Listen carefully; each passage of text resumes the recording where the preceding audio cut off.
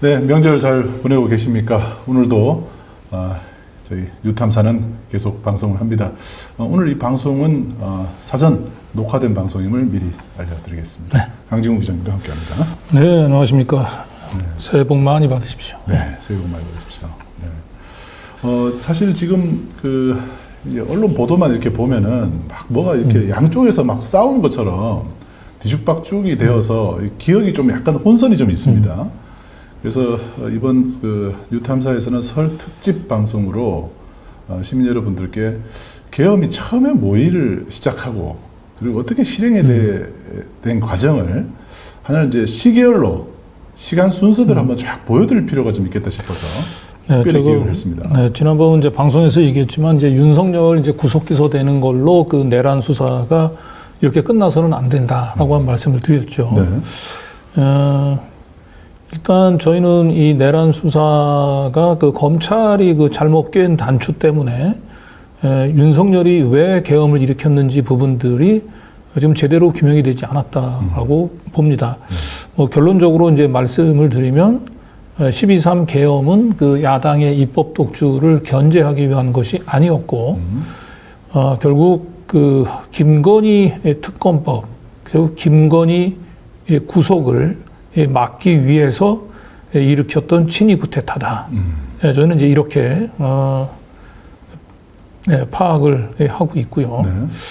바로 이런 그 계엄의 그 정당성과 그 관련해서 윤석열이 결국은 자신의 배우자인 김건희에 대한 특검법이 국회에서 통과되는 것을 막고 그리고 한동훈에 의해서 국민의힘 당뿐만 아니고 검찰까지 장악이 되면서 결과적으로 윤석열이 믿을 곳은 충암파 라인 장악하고 있는 군밖에 없었다. 결국 이 군을 동원을 해서 자신과 김건희를 지키려고 일으켰던 것이 12.3 계엄이다.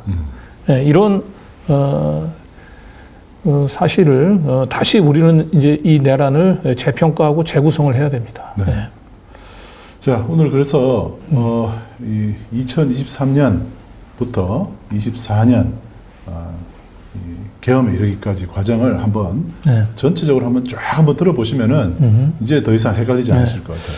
네. 그래서 이 12.3의 내란 계엄의 성격을 배경을 정확히 평가하는 것은 왜 중요하냐면 결국은 이제 다가오는 그 조기 대선에서 윤석열 주장대로 야당의 입법 독주를 견제하기 위해서 계엄을 일으켰다고 얘기한다면 결국은 이 국힘당은 이번 조기 대선의 성격을 이 거야를 심판하기 위한 성격으로 그렇게 이제 몰아가려고 할 겁니다.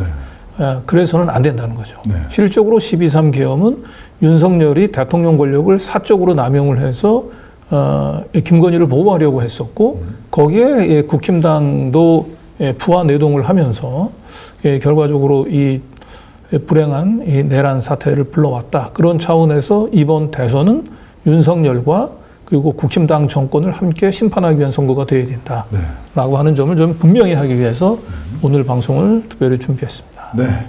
오늘 방송은 뭐 앞으로 대선 과정에서도 여러 번 회자될 만큼 굉장히 중요한 내용이 많이 있습니다. 이 내용을 한번 시간 순서대로 잘 좀 따라와 주십시오. 네. 자, 그럼 먼저 지난 1월 23일이었죠. 그 헌법재판소에서 김용현에 대한 증인 신문이 있었습니다. 이 과정에서 윤석열 변호인이 이번 계엄을 왜 일으킬 수밖에 없었는지 자신들이 생각하고 있는 이번 계엄의 배경에 대한 설명이 나오는데 우선 그 부분부터 들어보고 방송을 시작하도록 하죠. 네. 대통령은 증인에게 미래 세대에게 제대로 된 나라를 물려줘야 하는데 야당의 횡포가 극심해 답답하다는 심정을 자주 토로하셨죠. 예, 그렇습니다. 특히 대통령께서는 거대 야당이 국민의 삶과 민생에는 전혀 관심이 없고 오직 세 가지 방탄, 탄핵, 특검 여기에 매몰되어 있는 것에 대해서 굉장히 우려를 많이 하셨고 안타까워하셨습니다. 예, 그렇습니다. 그 거대 야당 민주당은 수적 우세를 무기로 대통령 집권 초기부터 고위공직자 줄 탄핵으로 행정부처를 마비시켰고 위헌 입법 남발, 핵심 국정과제 수용을 위한 예산 대폭 삭감 등으로 대통령의 손발을 묶고 돈줄까지 차단하는 폭거를 저지르는 데다가 국가안보를 위한 간첩죄 개정을 반대하고 야당의 비리를 조사한 감사원장과 서울중앙지검장까지 탄핵하게 이르고 또 심지어 상임위 또는 국감에서 정보위원을 심하게 모욕을 주고 공직자로서 위축을 시키는 등의 야당의 국적 침탈이 이미 국정 마비의 수준을 넘어서 민주주의의 기본 원리인 상권 분립을 위태롭게 하는 국헌문란의 지경에 이르러 대통령은 증인에게 계엄의 형식을 빌려 망국적 위기 상황을 주권자인 국민에게 알리기 위해 대통령의 헌법상의 권한인 비상계엄을 이라는 형식을 통해서 강력한 대국민 호소를 해야 되겠다라고 생각해서 계엄 준비를 지시하셨죠. 그렇습니다. 대통령께서는 22번의 불법적인 탄핵 발의에 대해서 이것은 우리 헌정사에도 없지만 이 지구상의 어느 나라에도 이런 사태가 없다. 이건 초유의 사태다. 그러시면서 이것은 정말 의회 독재의 폭거다. 그렇게 말씀하셨고요. 그래서 참 피를 토하는 심정으로 대통령께서 비상계엄을 결심을 하시게 된 것입니다. 예, 알겠습니다. 자, 이 과거의 히스토리를 모르고 저 얘기만 들으면 민주당 때문에 계엄한 거예요. 네, 지금 보시는 것처럼 이제 12.3 그 계엄의 배경을 그 야당의 횡포로 설명을 하고 있죠. 네. 직접적으로는 사실 12월 3일 그 계엄이 선포되기 직전에 실질적으로 감사원장에 대한 탄핵 그리고 도이치모터스 주가 조작 불기소를 했었던 이제 이창수 서울중앙지검장을 비롯한 이제 검사들 3명에 대한 탄핵이 추진되고 있었고 그리고 거의 또 비슷한 시기에 예산안 삭감 추진이 시도가 됐었죠. 그런 차원에서 시기적으로 보게 되면 이 모든 설명드린 부분들이 앞부분 야당의 이제 여론 예산 삭감이라든지 탄핵 추진이 11월 말에 있었고 네. 그리고 12월 3일 날 이제 계엄을 선포했기 때문에 실질적으로 이런 야당의 입법 독주, 야당의 이 다수 의석을 앞서온 이제 뭐 야당의 횡포에 맞서서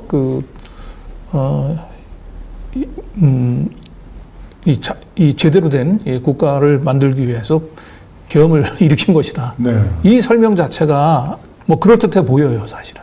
이제 막 탄핵이 막 계속 되니까 네. 우리 국민들이 볼 때는 아유, 탄핵을 너무 많이 해서 네.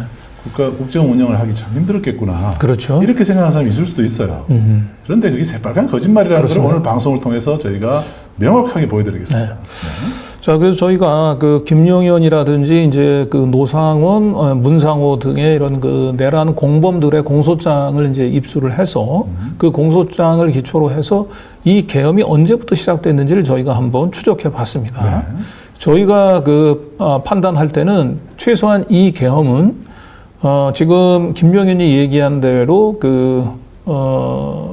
검사들에 대한 탄압, 감사원장 탄핵 뭐 이런 추진됐었던 2023년 11월 말이 아니가 그보다 훨씬 전인 1년 전인 2023년 10월부터 시작이 됐다라고 봅니다. 아, 10월. 네. 2023년 10월쯤부터 네. 계엄을 해야 된다. 10월, 아니 11월, 정확히 얘기하면 11월이 되는 1년. 그렇죠. 네. 근데 이제 11월 전에 있었던 몇 가지 일들 때문에 네. 계엄을 해야 되겠다라는 생각을 하기 시작했다는 거죠. 네. 자, 그래서 처음에 그 계엄을 해야 되겠다라고 마음 먹게 된 그런 계기 한번 저희가 거슬러 올라가 보도록 하겠습니다. 저희가 볼 때는 윤석열이 또는 김건희 씨가 계엄을 결심하게 된, 계엄을 계획하게 된 사건. 이 바로 선거죠. 네. 선거입니다. 네. 어떤 선거냐 하면 2023년 그 10월에 있었던 재보선이죠. 네. 네. 보궐선거. 강서구청장 보궐선거. 네. 네. 이게 사실은 출발이었다. 네. 이렇게 보입니다. 이 강서구청장 보궐선거가 왜 중요했냐면 지금 제목에서도 보시는 것처럼 그 다음 4월 달에 있었던 4월 총선의 전초전으로 네. 의미를 부여를 했었죠. 네. 예. 그때 김태우 그리고 진교훈 두 사람이 출마를 해서 이게 어떻게 될 것인가. 네. 여론조사도 아주 많이 하고 그렇죠. 그랬죠. 네. 그래서 결과적으로 이 강서구청장 그 보궐선거에서 그 다음 슬라이드 뭐 보여주시면은 참패를 했죠. 네. 약 한 17% 차이로 아주 참패를 했어요. 그리고 이 여론조사하고 완전히 다르게 네. 이렇게 결과가 나왔어요. 이렇게. 네, 이거는 이제 강서구청장 뿐만 아니고 결국 그 다음 4월 총선에 여당에게는 엄청난 먹구름을 들이운 사건이었습니다. 네.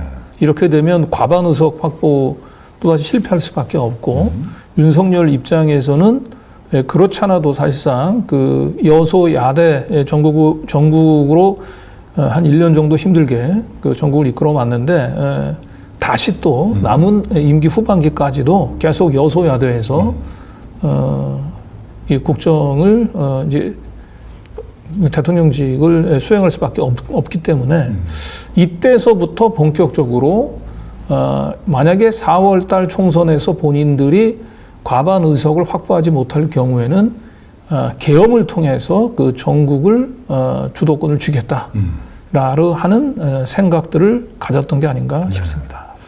결국 이제 선거를 이제 자기네들은 당연히 이길 거라고 생각하고 했던 선거인데 이걸 이제 참패를 하고 나니까 완전 충격에 빠졌던 것 같아요. 아니 뭐 이길 거라고까지 생각은 안 했을 텐데 이제 어느 정도 그 뭐 지도라도 그 석패를 할 걸 기대를 했었는데 막상 까보니까 17% 차이가 나잖아요. 컸죠. 강서구는 또 서울시에서 딱 한 중간쯤 진보도 아니고 보수도 아닌 그런 한 중간 정도 성격을 가지고 있는 지역인데 여기서 17% 차이로 졌단 말이에요. 굉장히 두려움이 몰려왔을 것으로 보입니다. 그러니까 총선에 질 것 같은 불길한 예감을 이때부터 이제 들고 네. 그래서 총선에 질 경우에 대비해서 뭔가를 다른 예비책을 세워야 되겠다 이런 생각을 한 것 같아요. 네, 그래서 그 다음에 가장 의미 있는 조치가 저희가 이 계엄과 관련해서 가장 의미 있는 사건은 2023년 11월 그러니까 강서구청장 보궐선거가 있고 한 보름 정도 지나서 단행된 군장성 고위 인사입니다. 이 군장성 고위 인사에서 이번 12.3 계엄의 3인방인 여인영 방첩사령관, 곽정근 특정사령관, 그리고 이진우 수방사령관이 모두 이 3대 요직을 자, 여기 이제 차지하게 됩니다. 그렇죠. 여기 인사 명단 공개해 보니까 네. 실제로 여러분들 이름 많이 들으셨죠? 여인형 그리고 수도방위 사령관 이진우. 특전사령관 네. 곽종근 요 세 사람이 요때 인사가 났네요. 네, 12.3 계엄의 그 3대 사령관, 3대 핵심 공범들이 이 강서구청장 보궐선거가 패배하고 난 뒤에 한 20일 정도 지나서 저렇게 보직 이동을 하게 됩니다. 네. 네. 자, 요 세 사람이 언제부터 등장했는지가 사실은 이제 계엄이라는 것을 생각하게 된 출발점이다. 저희들은 그렇게 보고 있습니다. 네. 자, 그리고 또 한 명, 12.3 계엄에 이제 그 또 한 명의 그 주역이 있죠. 문상호 정보사령관. 정보사령관은 사실 저 선관위를 장악하는데 필요한 사람이었죠. 그렇죠. 근데 문상호 정보사령관은 근데 그러면 언제 임명이 됐냐 한번 보시죠. 11월 9일입니다. 11월 9일. 이 그 자료는 출처가 노상원 네. 아기보살이죠. 네. 아기보살 노상원 전 정보사령관의 공소장에 기록되어 있는 겁니다. 네. 그래서 공식적인 기록이다. 자, 그러면 11월 6일 날 3대 사령관 보직을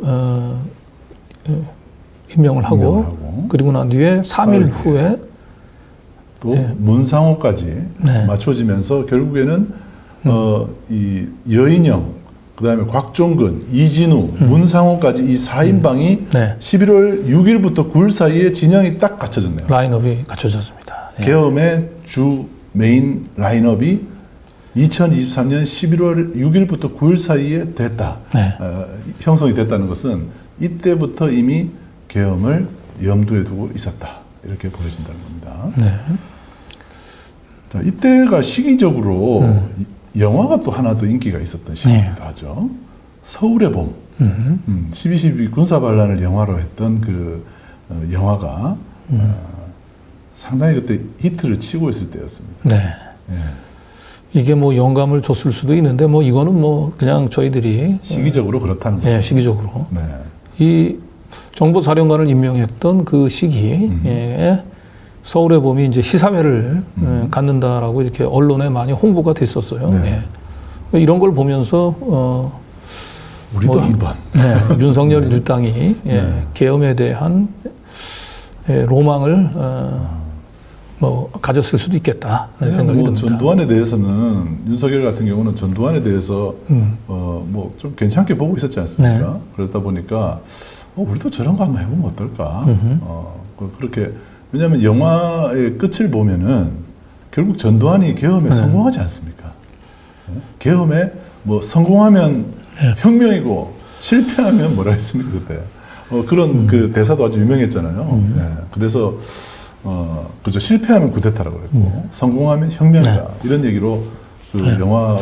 예, 그건 뭐 별로 그렇게 우리가 이렇게, 뭐 길게 얘기할 건 아닌 것 그렇죠. 같고요. 빨리 넘어가죠. 예, 예. 아무튼 그렇게 해서 염두에 좀 두는 게 아닌가 싶습니다. 네. 그리고 11월에, 근데 이 당시에 이미 이제 이 군 고위장성 인사, 그 중에서 특히 그 여인영을 방첩사령관에 임명한 부분들에 대해서 그 당시 언론에서도 보면 이건 대단히 좀 이례적인 인사다라고 하는 분석이 남았습니다. 한번 보시죠. 그렇죠. 예. 군장성을 대거 교체했는데 좀 정상적이지 않고 좀 이상하다. 이런 기사들이 나왔는데요.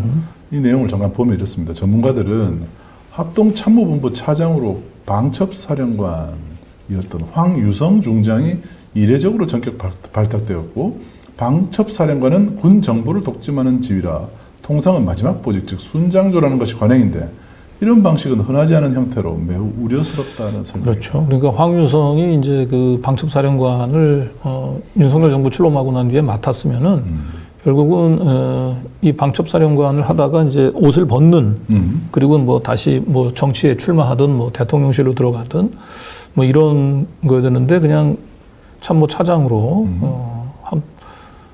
발탁이 됐고요. 네. 그 뒤를 이어가지고 여인영. 여인영이 방첩사령관이 됐다는 거죠. 여인영은 윤석열과 김영현과는 고등학교 동창이다. 네. 중앙고 동창이다. 이런 네. 얘기도 같이 언급됐습니다. 네. 이때서부터 이 국방과 관련해서 좀 이렇게 전문가들은 좀 심상치 않다. 이번 인사가. 그렇게 이제 판단을 했던 겁니다. 그렇죠. 군 인사가 결국에는 계엄의 출발을 알리는 신호탄이었다. 이렇게. 네, 어쨌든 2023년 11월 달에 그 쿠데타의 이제 그 라인업이 형성이 된 거예요, 이때. 네. 그런데 이때, 이 대통령실을 덮쳤던 또 커다란 이 먹구름이 하나 몰려옵니다. 그렇죠. 마침 그때 11월입니다. 여러분 네. 기억하시지만 그 명품백, 디올백 사건. 네. 이게 이제 이때 터지죠. 네. 그죠? 김건희. 네. 이게 그 서울의 소리에서 방송이 되면서 네. 함정 취재 논란이라고 언론에 나왔지만 시민들은 저 이상하다 이렇게 봤죠. 네. 영상도 좀 그 김건희 씨의 어떤 태도나 이 말하는 그 언행이 굉장히 그 좀 부적절했죠. 네. 네. 좀 빨리 좀 진행을 해야 될 것 네. 같아요. 예. 그래서 결국 이 김건희 여사 명품백 사건이 처음 터졌을 때 대통령실에서는 공식적인 반응을 보이지 않았어요. 답변 않겠다. 그랬어요. 좀 무시를 하려고 했었고요. 그런데 이 사건이 서울 시민단체에서 고발을 했고 서울중앙지검 형사부에 배당이 되버렸어요. 배당이 됐습니다. 네. 그래서 상당히 그 대통령실 입장에서는 이제 그 김건희 씨, 그동안도 이제 도이치모터스 주가 조작만 잘 넘어가면 이 사법 리스크에서 벗어날 줄 알았는데 명품백 사건이 터지면서 네. 굉장히 이제 고민을 하게 됐고 또 이 명품백 사건은 4월 총선을 불과 얼마 남지 않은 가운데서 이 총선에 또 엄청난 악영향을 끼칠 수 있는 리스크가 됐던 거죠. 그래서 고민하다가 결국은 4월 총선을 그 당시 국힘당 당대표였던 김기현을 가지고는 힘들겠다라고 판단해서 김기현을 강제로 찍어냅니다. 네. 그러면서 그 비대위원장을 새로 선거사령탑 비대위원장을 물색을 하다가 결국 한동훈을 낙점을 하게 됩니다. 이때는 그러면 한동훈을 좀 그나마 신뢰를 했던 때로 볼 수 있겠죠. 그렇죠. 네. 한동훈을 이제 위기에 빠진 국힘호의 그 구원 투수로 임명을 한 거죠. 네. 근데 사실상 한동훈은 너무 조기에 등판을 시킨 거예요. 가능한 한 이제 총선을 안정적으로 치르고 그다음에 대선을 이제 앞두고 상처를 받지 않은 상황에서 자연스럽게 후계자로 지명을 해야 되는데 워낙 비상 상황이 된 거죠, 국힘당이. 그러다 보니까 이제 조기에 등판을 시켰어요. 총선이 이제 어떻게 될지 너무 두려운 상황이 된 겁니다. 그래서 한동훈이 비대위 출범이 이제 2023년 12월에 있었죠. 자, 이렇게 이제 가는데 결국 야당에서는 그 명품백 그 디올 사건에 대해서 대통령실이 이제 명확한 해명을 하지 않고 그 기존에 또 도이치모터 주가 조작 사건도 검찰이 수사를 진행하지 않으니까 결국 김건희 특검법을 발의를 해서 통과를 시킵니다. 이게 2023년 12월 말까지 상황이에요. 계엄 1년 전 상황입니다. 자, 그런데 여기서 윤석열을 위해서 국힘당의 구원 투수로 그 등장했던 한동훈 입장에서는 이때부터 고민이 들어간 거예요. 왜냐하면 자기가 조기 등판하면서 조기에 이제 이 여권의 이제 후계자로 그 책봉이 된 거죠, 사실상. 그것까지는 좋은데 본인이 4월 총선에서 참패를 하게 되면 자기의 미래도 없는 거예요. 그러니까 어떤 식으로든지 한동훈 입장에서는 4월 총선을 잘 치러야 되는 거고, 그러면 4월 총선에서 가장 악재는 역시 김건희 리스크거든요. 그래서 이때서부터 한동훈이 사실상 김건희 문제에 대해서 계속 대통령실을 압박합니다. 그때부터 국민 눈높이라는 얘기가 나오기 시작했죠. 국민 눈높이. 대통령 또는 김건희 솔직한 사과가 필요하다. 이제 이런 얘기를 하면서 대통령실을 좀 들이받습니다. 이때서부터 이제 윤한 갈등이 싹트기 시작하는 거죠. 저때 이제 그 작년 1월 1일에 윤한 갈등 조짐이 있다라고 신구 세력이 있다. 그 뒤에. 그래서 한동훈이 분명히 김건희 제거 작전을 펼칠 것이다. 이 예상을 했었는데 이게 지금 보니까 아주 정확한 예측이었죠. 그래서 사실 비대위원장에 임명된 지 얼마 되지 않은 상태에서 대통령실을 향해서 특히 성역이나 다름없었던 여권 내에서는 김건희 씨 문제를 자꾸 건드리니까 그것도 이제 여당의 대표가 됐던 이 비대위원장이 이렇게 나오니까 이제 대통령실에서는 결국 한동훈을 그냥 사퇴시킨다라고 하는 보도도 나왔어요. 근데 한동훈이 또 굴하지를 않았습니다. 그래서 이제 이 한동훈과 대통령실이 정면 충돌을 하는 분위기로 가다가 결국 서산 화재 현장에서 만나서 한동훈이 90도 폴도 인사를 하는 걸로 일단 윤한 갈등이 정리되는 듯 했지만 둘 사이의 앙금은 사실상 그대로 남은 거죠. 그러니까 김건희 씨하고 지금 해소가 안 된 거예요. 한동훈이 윤석열 앞에서는 90도 인사를 했는데 김건희 씨하고는 뭔가 좀 더 남았을 것 같아요. 어쨌든 이제 둘 사이에서는 총선을 무사히 잘 치러야 되는 둘 사이의 앙금은 있긴 하지만 이제 그런 큰 틀에서 이제 목적이 같기 때문에 일단 1월 말에 서로가 이제 화해를 하는 모양새를 취했습니다. 그리고 실제로 이제 그 이후로는 한동훈이 이제 국힘당의 얼굴이 되면서 여러 친윤 언론들이 또 한동훈을 엄청나게 띄워줍니다. 그렇죠. 그러면서 이 국힘당의 지지율이 차츰차츰 상승을 하기 시작해요. 그러면서 잘하면 국힘당이 이번 총선에서 과반을 확보할 수 있겠구나라고 하는 기대를 갖게 되죠. 지금 요즘하고 참 비슷해요, 그죠? 그 국힘이 37%, 민주당이 36% 접전이다. 이러면서 국힘이 마치 선거에서 승리할 것 같은 여론조사들이 나오기 시작합니다. 이게 이제 2월 7일자 2월 7일자 기사죠. 그러니까 2월 달까지도 접전이 예상이 되고 있었고요. 그리고 나서 곧바로 이어진 여론조사에서는 국힘당이 민주당하고 격차를 더 벌리는 여론조사도 나왔어요. 그래서 한동훈 효과를 톡톡히 보고 있다. 이렇게 이제 친윤 언론들이 계속해서 한동훈 띄우겠죠. 한동훈을 띄워줬죠. 그리고 총선 50일 남겨놓고 뭐 그때 뭐 비명 행사라 그러고 그때 막 나올 때 그때잖아요. 네. 그러면서 이재명 공격하고 국힘 한동훈 띄우는 그런 언론 보도가 쏟아지고 있었습니다. 네. 자, 이렇게 해서 이제 그 국민의힘은 한동훈을 이제 구원투수로 기용을 해서 나름대로는 성공을 한 거예요. 네. 예. 그리고 김건희 리스크 부분들도 이제 어느 정도 문제는 김건희 리스크 문제죠. 네. 그리고 또 대통령실 입장에서는 지지율이 올라가는 것은 좋은데 당의 구심점이 윤석열이 아니고 자꾸 한동훈 중심으로 가는 게 이게 대통령실 입장에서 봤을 때는 잠재적인 그 위협이 된 거예요. 네. 왜냐하면 한동훈이 영원한 자신의 부하인 줄 알았는데 이게 비대위원장을 임명해 놓으니까 발톱을 세우는 거를 봤단 말이에요. 한 번씩 김건희 씨 관련해서 네. 불편한 얘기들을 막 하는 거예요. 그렇죠. 네. 그래서 국힘당이 이제 그 총선에서 승리하는 것도 중요한데 총선에서 승리를 하면 한동훈이 기고만장해서 더 이 기어오를 것 같은 불안감들이 계속해서 있었던 거죠. 네. 그런데 이런 상황에서 윤석열 입장에서 봤을 때는 또 김건희 입장에서 봤을 때는 굉장히 불편한 사건이 하나 터졌어요. 예. 송경호 사건이 터졌어요. 송경호 네. 당시 서울중앙지검장 네. 도이치모터스 주가 조작 사건 수사하던 이 서울중앙지검장의 이제 그 사임.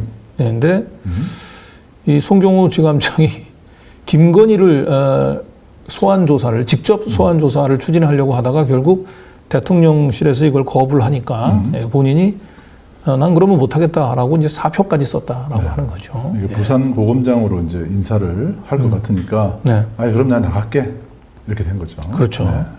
그러니까 윤석열 입장에서는 가장 믿었던 친정 조직 검찰 조직 내에서 반기를 들었던 거예요. 네. 그래서 국힘당은 점점 한동훈의 이 영향력이 세져가고 있는데 검찰마저 이렇게 특히 이 당시에 이제 그 이원석 검찰총장은 친한계로 분류되는 한동훈과 이제 그 사시 동기이기도 하고요. 그 이원석 밑에 있는 송경호까지 이렇게 반기를 드니까 윤석열 입장에서는 굉장히 특히 김건희 입장에서는 굉장히 불편하고 좀 두려웠을 거예요. 네. 검찰 조직까지 그 잘 말을 듣지 않고 뭔가 그 자신들의 장악력이 떨어져 가고 있다라고 하는 걸 이때부터 직감을 했죠. 네. 그래서 내세웠던 새로운 카드가 안 되겠다. 이걸 이원석한테 검찰 조직을 맡기면 안 되겠다. 이러다가는 한동훈한테 검찰 조직까지 다 넘겨주겠다고 싶어서 결국 검찰 조직을 견제하기 위해서 내세웠던 카드가 박성재 법무부 장관이에요. 네. 박성재가 이제 이때 나온 거네요. 네. 박성재가 뭐 그 이원석 검찰총장한테 한 9기수 뭐 정도 선배 굉장히 고참을 법무부 장관에 앉히면서 이 나이나 그 연륜으로 볼 때 법무부 장관하고 그 검찰총장이 확 법무부 장관 밑으로 가도록 예, 그렇게 좀 아주 이 고참 검사 출신을 법무부 장관에 이제 임명을 했어요. 네. 이게 다 이제 12.3 이 쿠데타에 등장하는 인물들이 하나씩 이렇게 등장을 하는 겁니다. 본인들 쫙 나오고 네. 그러고 나서 이제 법무부 장관이 네. 바뀌는 그래서 법무부 장관은 박성재 법무부 장관은 친한계 검사들의 반발을 가라앉히기 위해서 내세웠던 카드로 보입니다. 그리고 총선이 이제 점점 다가오고 있죠. 네. 네. 민주당 지지율은 이제 뭐 그때 비명 행사, 네. 그 계속 그 선거 직전까지 계속 비명 행사였어요. 네. 네. 그러면서 뭐 공천 갈등이 폭발해서 민주당 지지율이 40%를 붕괴됐다. 네. 뭐 이런 하락세가 심상치 않다. 네. 그래서 국힘 응원 치어리더들이 언론들이 엄청나게 응원을 한 거예요. 네. 그리고 가장 그 최대 승부처인 이제 서울에서도 그 국힘당이 민주당을 오차 범위 밖으로 넘어섰다라고 네. 하는 이제 보도도 나오고 했죠. 여론조사만 보면은 국힘이 총선에서 승리하는 걸로 보였던 거예요. 네. 네. 자, 이럴 때 이제 또다시 국민의힘 이 당 여당에 대한 이 대통령실의 장악력을 떨어뜨리는 사건이 또 다시 발생을 합니다. 그 여러분들 잘 아시겠지만 이종섭 대사의 도주, 호주로 그러니까 최상병 사건에 네. 호주 대사. 연루돼 있는 이종섭 도주. 그다음에 네.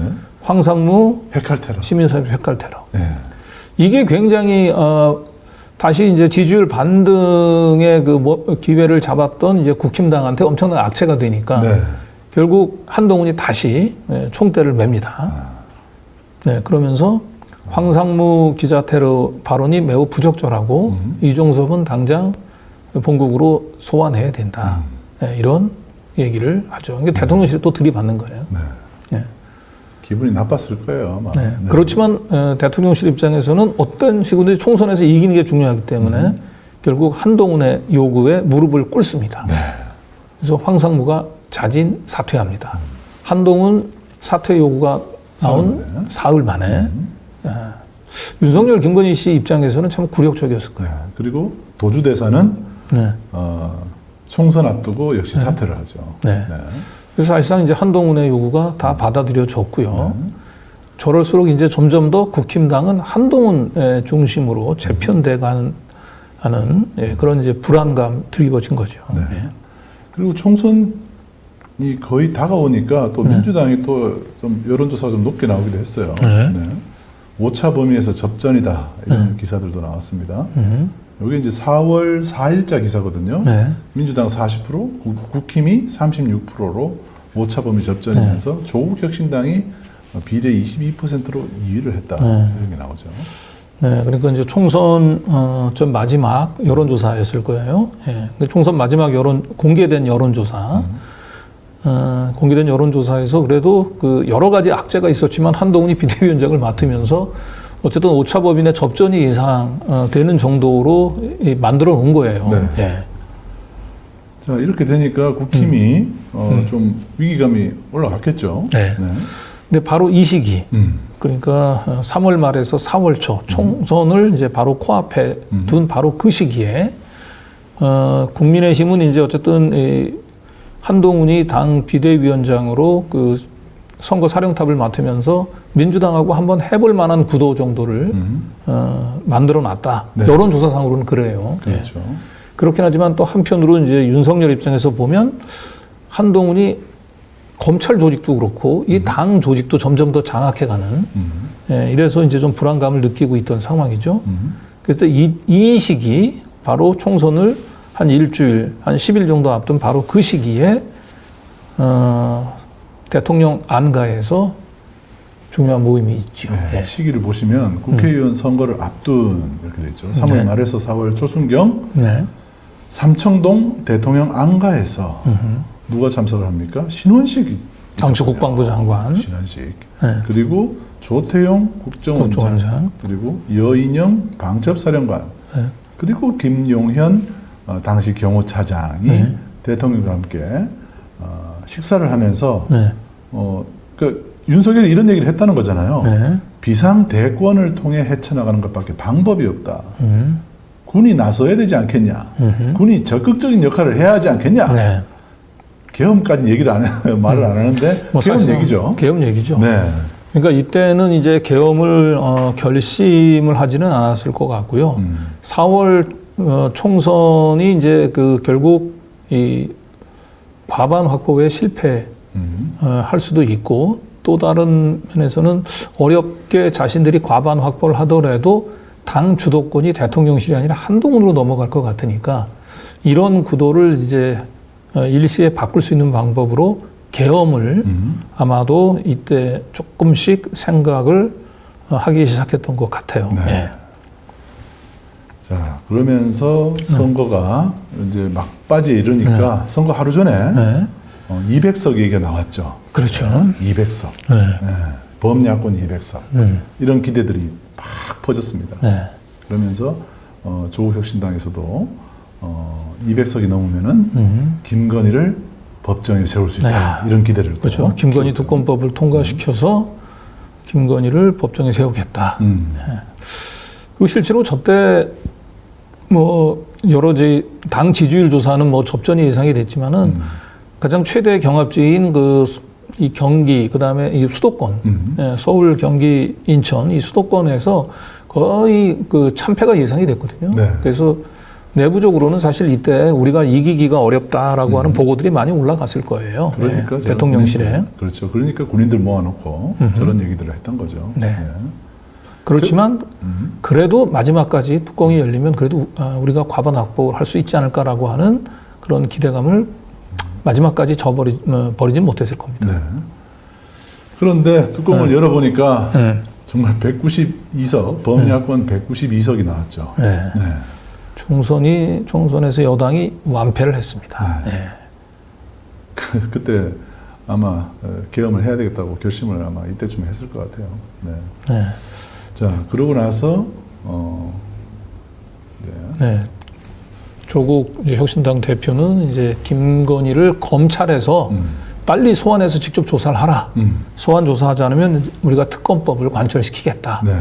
이렇게 얘기를 하고 있고 믿었던 검찰에서도 약간 이상한 얘기를 하기 시작해요. 네. 네. 안 한다가 아니고 필요할 때 진행하겠다.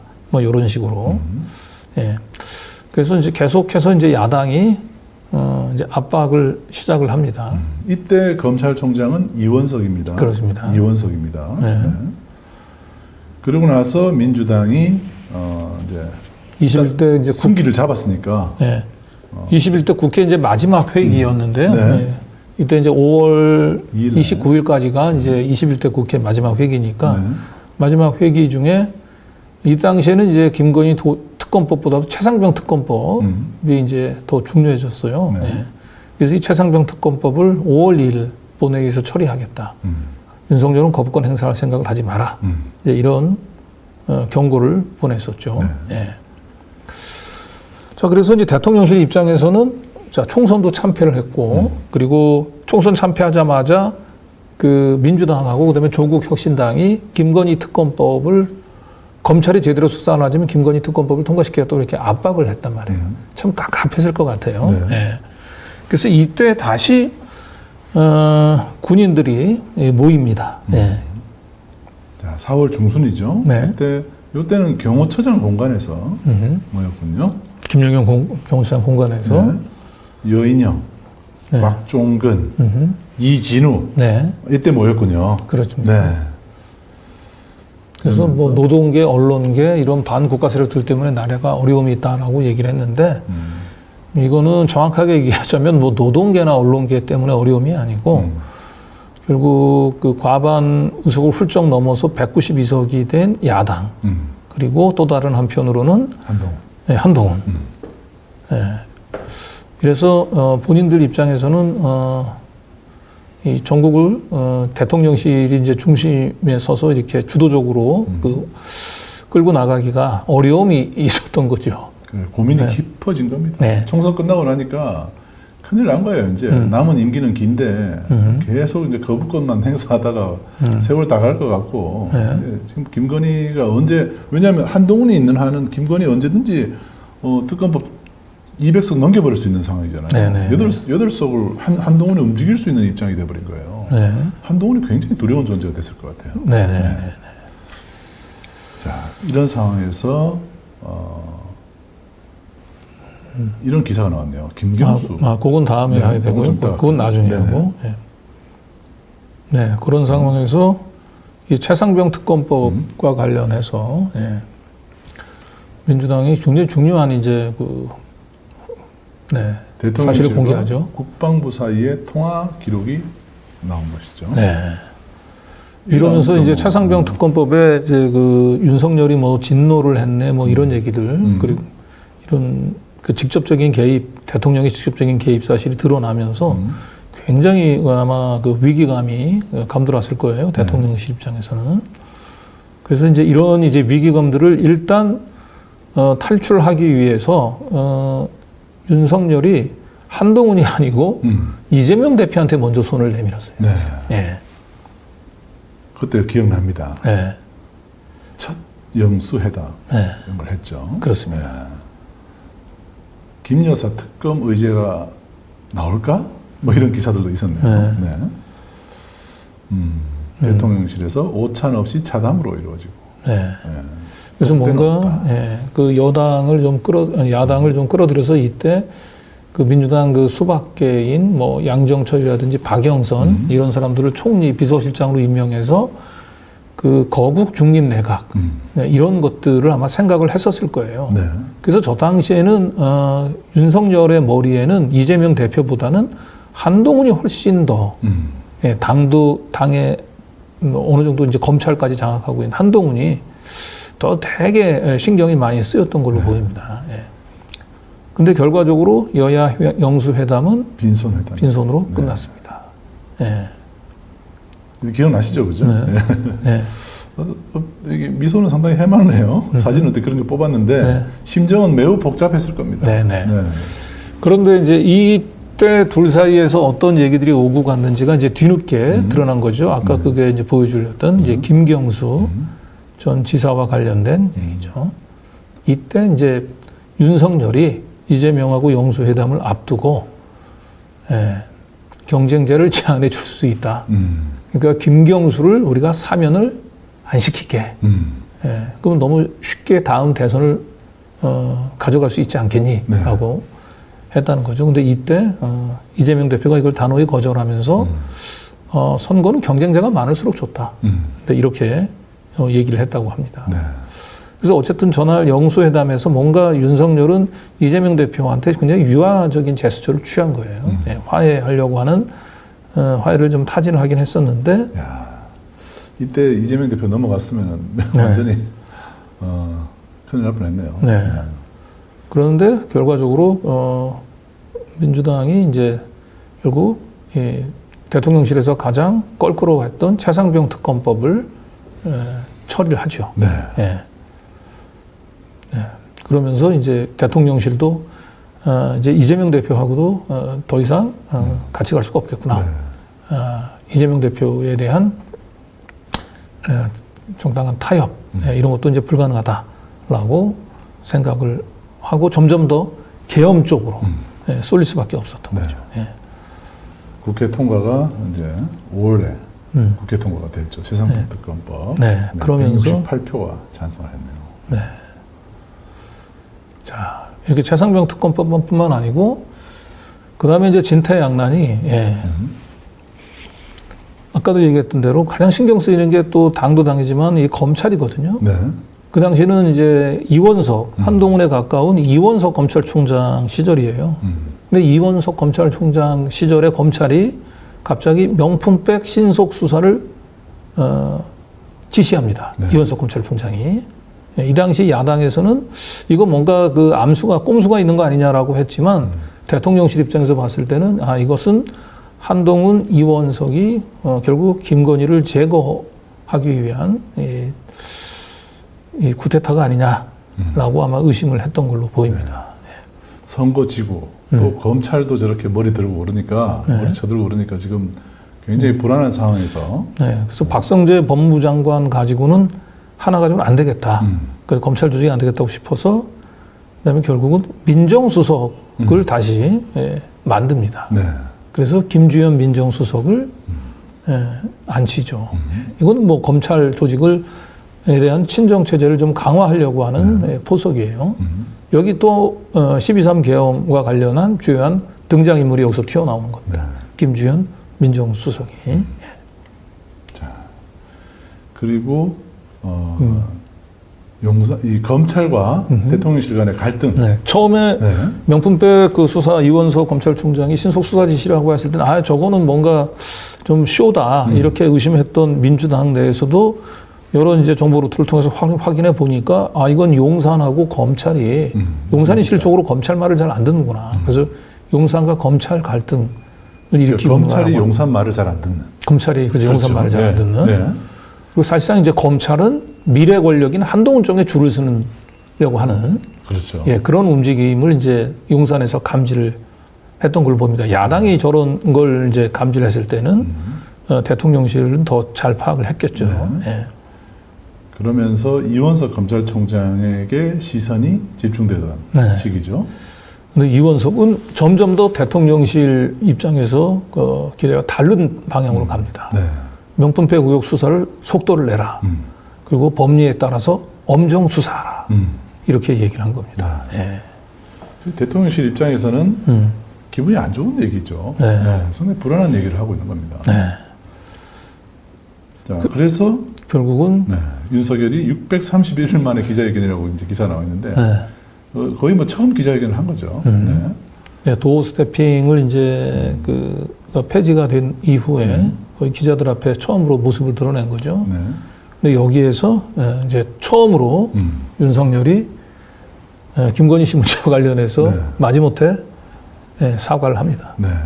내가 현명하지 못한 아내의 현명한 이 전까지만 하더라도 뭐 조그마한 파우치 그러면서 넘어가려고 그랬어요. 네. 그러면 뭐 박절하지 못해서 뭐 이런 얘기로 넘어가려 했는데 선거 지고 나서 검찰이 자꾸 이제 이거를 명품백 수사 속도 내겠다 그러니까 불안해진 거죠. 네. 그래서 어쩔 수 없이 김건희 씨의 문제를 입장을 밝힙니다.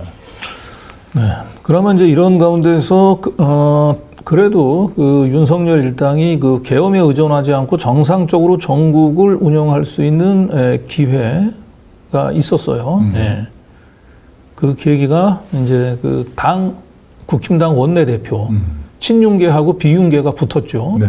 여기에서 다행히 이 친윤계인 추경호가 110명 가운데서 70표가 넘는 득표를 해서 원내대표에 당선이 됩니다. 그렇죠. 그래서 이걸 보면서 그래도 아직까지 국힘당은 우리가 장악하고 있구나. 윤석열이 가지고 있다. 이렇게 본 거죠. 그러니까 70석 70표를 얻어서 당선이 됐어요. 추경호가. 그래서 조금 이제 좀 숨을 돌릴만 했죠. 그러면서 검찰도 관리에 들어갑니다. 이창수. 이창수를 임명합니다. 중앙지검장에. 김건희를 이제 직접 소환하겠다고 이제 발톱을 보였던 그 송경호 그 서울중앙지검장을 결국 인사를 이제 그 보류한 끝에 결국 이제 총선도 끝나고 뒤늦게 원래는 2월 달에 그 인사를 했어야 되는데 이걸 뭐 한 4개월 정도 그렇죠. 뜸들이고 있다가 5월 달에 5월 중순에 이창수 이창수 서울중앙지검장은 사실상 한동훈하고도 가깝긴 하지만 윤석열 입장에서는 이창수는 내 사람이라고 하는 확신이 있었던 걸로 보입니다. 그래서 서울중앙장을 임명을 하면서 이제 야당에서는 당연히 이것은 김건희 방탄용 인사다 이런 비난이 쏟아져 나왔죠. 그런데 이창수를 중앙지검장에 앉히는 과정에서 이원석하고 얘기는 없었던 것 같아요. 그래서 이원석 당시 검찰총장이 그 다음 날 출근을 하면서 기자들한테 나는 사전에 인사를 통보받지 못했다. 나는 패싱당했다. 이런 불만을 털어놨죠. 뭐 인사는 인사 이렇게만 얘기를 했다는 거를 이제 박주민 의원이 이제 혹시 패싱된 거 아니냐 이렇게 얘기를 해석을 했죠. 그래서 이때까지는 이제 계엄 카드를 꺼내는 것에서는 조금 더 이제 좀 멀어진 거예요. 그거는 이제 좀 보류를 했던 걸로 보여요. 왜냐하면 국힘당의 원내대표는 이제 친윤계인 추경호가 됐고, 그리고 이원석이 이제 검찰총장으로 있지만 이제 가장 핵심인 서울중앙지검장을 자신의 이제 친위대로 내세웠단 말이에요. 앉혀놨기 때문에. 그러니까 좀 여유가 생긴 거죠. 그러니까 김건희 씨가 돌아다니기 시작합니다. 윤석열도 어쨌든 형식적인 개서가를 해서 어느 정도 여론을 좀 누그렸다고 생각하고 김건희 입장에서는 모처럼 이때 참 오랫동안 그 대외 행보를 자제해 왔어요. 총선 기간 내내 김건희가 얼굴 보이면 표 떨어진다고 얼마나 외출을 하고 싶었겠습니까? 근데 처음으로 이제 이때 당도 어느 정도 정본을 했고 검찰도 이제 조직을 어느 정도는 이제 닦아놨으니까 이제는 좀 활기를 치고 나가도 되겠다라고 생각했던 것 같아요. 그렇죠. 그러면서 야당에 대해서도 이제 아까 이재명 대표한테 화해 제스처를 화해의 손을 내밀었다가 이제는 강경공책으로 그래서 이 최상병 특검법을 다시 거부권을 행사합니다. 10번째 거부권을 행사하고요. 그리고 바로 또 4개 더 했죠. 예, 양곡관리법을 포함해서 4개 법안들을 다시 또 거부권을 행사하면서 14번째 거부권을 행사를 합니다. 그렇게 그러니까 의회 권리하고 네. 아주 심각한 네. 아주 돌이키기 어려운 상황으로 지금 계속 그렇죠. 들어가고 있죠. 그래서 21대 그 국회는 저런 식으로 이제 마무리가 됩니다. 네. 그러면서 22대 이제 국회가 개원을 하게 되죠. 그리고 저런 식으로 이제 그 야당을 이제 강하게 이제 밀어붙이면서 사실상 이제 용산과 그 야당 간에 상당히 이 강경한 대치가 예상이 되는 그런 상황이 됐죠. 네. 예. 자, 그러면 이제 그 공소장을 통해서 군에서는 그러면 이제 어떻게 움직이겠습니까? 예, 그러니까 윤석열이 왜 물론 이제 그 검찰도 이창수를 임명하고 그 당도 이제 그 추경호가 원내가 대표면서 조금 안심하긴 했지만 이렇게 그 야당을 상대로 강하게 밀어붙일 수 있었던 배경은 여차하면 계엄으로 엎어버리지 뭐. 네, 계엄 버튼 누를 준비를 네, 계엄 버튼. 예. 계엄 버튼 누를 준비를 하고 있었죠. 네. 자, 이때 한번 보십시오. 노상원 공소장입니다. 네. 대통령 윤석열은 2024년 5월에서 6월경 위 삼천동 안가에서 김용현 여인영과 함께 저녁 식사를 하던 중 시국 걱정을 하면서 비상 대권이나 비상 조치가 아니면 나라를 정상화할 방법이 없는가라고 말하였다. 네. 그렇습니다. 네, 계속 비상 대권, 비상 조치, 나라가 큰일이다. 계속 그 얘기를 하는 거죠. 네. 자기 마음대로 안 되니까. 네. 자, 이제 이런 상황에서 22대 국회가 개원을 하고요. 22대 국회가 5월 30일에 개원을 하죠. 네. 5월 30일 날 개원을 하면서 개원 첫날 민주당과 그다음에 병원에서 야6당이 특검법 관철 위해서 똘똘 뭉치자. 네. 그리고 계속 김건희를 압박하는 움직임들을 보입니다. 이성윤 의원이 김건희 7대 의혹을 망랑한 종합특검법을 발의를 했고요. 그리고 그다음 개원 3일차 때 최상병 특검법, 김건희 특검법을 다시 발의합니다. 네. 그리고 특검법 제출합니다. 김건희 이렇게. 특검법을 네. 제출을 하죠. 예. 특검법, 김건희 특검법 얘기만 나오면은 대통령실은 그냥 그 완전히 멘붕이 계속 오는 것 같아요. 네. 네. 그래서 이렇게 22대 국회 열자마자 이제 민주당이 결국 김건희 특검법을 이렇게 이 강공으로 이제 밀어붙이니까 다시 윤석열이 이제 계엄 카드를 만지작거립니다. 네. 군인들을 또 불러드립니다. 예. 삼청동 안가에서. 네. 삼청동 안가 CCTV가 왜 자꾸 안 보여주는지 알 것 같아요. 네. 되게 자주 모였네요. 네. 자, 2024년 6월 중순경 윤석열은 위 삼천동 안가에서 김용현, 여인영, 곽종근, 이진우 및 합동참모본부 차장 정진팔과 함께 저녁 식사를 하면서 시국 상황에 관해 이야기를 하였고 김용현은 대통령 윤석열에게 이 4명이 대통령께 충성을 다하는 장군이라고 말하였다. 충성을 다하는 장군 4명이 나왔습니다. 여인영, 곽종근, 이진우, 정진팔까지. 견마지로를 다하겠습니다. 이러고 있는 거죠. 네. 네. 근데 이들이 공유했었던 시국 상황이 뭐겠습니까? 이거 22대 국회 열자마자 야당이 지금 우리 김건희를 특검법도 하겠다잖아요. 처벌하겠다고 특검법 네. 어떻게 해야 돼 이거? 네. 그래서 저희가 충성을 다해요. 대통령께서 각하께서 네. 계엄 버튼만 눌러주시면 저희는 출동하겠습니다. 네. 이러고 있는 거죠. 그렇습니다. 자, 그래서 여차직하면은 이제 그 계엄 카드를 이제 꺼내들기 위한 이제 준비를 빌드업을 이제 하고 있는 가운데서 윤석열, 김건희 씨 입장에서는 이제 또 다시 긴장하게 만드는 이벤트가 다가오고 있었습니다. 네. 바로 이제 국민의힘의 차기 당 대표를 선출하는 일이었는데 원내 대표는 이제 추경호가 됐고 당 대표까지 그 친윤계가 장악하면 윤석열이 사실 계엄을 일으키지 않았을 수도 있겠다 하는 생각이 들어요. 저희는 지금 생각해 보면. 그러네요. 네. 근데 처음에 이게 당 대표를 이제 선출하는 과정인데 한동훈이 사실상 이제 선거 패배에 책임을 지고 최소한 1년 정도는 자숙해야 되는 거 아니냐라고 하는 얘기가 있었어요. 네. 그런데 이제 한동훈이 또 당 대표에 출마를 할 거라고 하는 얘기도 흘려 들어오고 그래서 차기 당 대표와 관련해서 최대 변수는 한동훈이 출마하느냐 마느냐 여부였던 거예요. 네. 여기 당연히 대통령실 입장에서는 한동훈이 찌그러져 있길 바랬겠죠. 그렇죠. 좀 조용히 있었으면 좋겠는데 한동훈이 네. 또 안 그러고 네. 측근을 만나서 당 대표에 나설 뜻을 흘린 거죠. 그렇습니다. 예. 이게 계엄을 하게 된 결정적인 계기였던 것 같아요. 아니요, 이게 이제 결정적인 계기라기보다는 한동훈이 이제 당대표 나선다고 하니까 어떤 식으로든지 한동훈을 이제 주저앉혀야 된다. 떨어뜨려야 된다. 이쪽으로 간 거예요. 바로 계엄 카드를 쓰기보다는. 예. 그렇죠. 네. 그러면서 한동훈을 만났네요. 한동훈이 통화를 이제- 했네, 통화를. 네. 네. 사실상 선전포고 한 거죠. 네. 예. 형님 저 출마하겠습니다. 그랬더니 이기는 정당 만들겠습니다. 네. 이렇게 얘기는 안 했겠죠. 아마 추측한데 전화해서 형님 저 출마할게요. 네가 왜? 이러지 않았을까 싶어요. 네. 그래서 네. 대통령실은 사실상 저거는 이제 선전포고로 받아들인 거예요. 이미 이제 검찰 조직 내에서도 한동훈계 검사들이 이빨을 보인 바도 있고, 한동훈이가 이제 당대표가 되면 자기는 당 장악력도 잃고, 그 다음에 검찰도 네.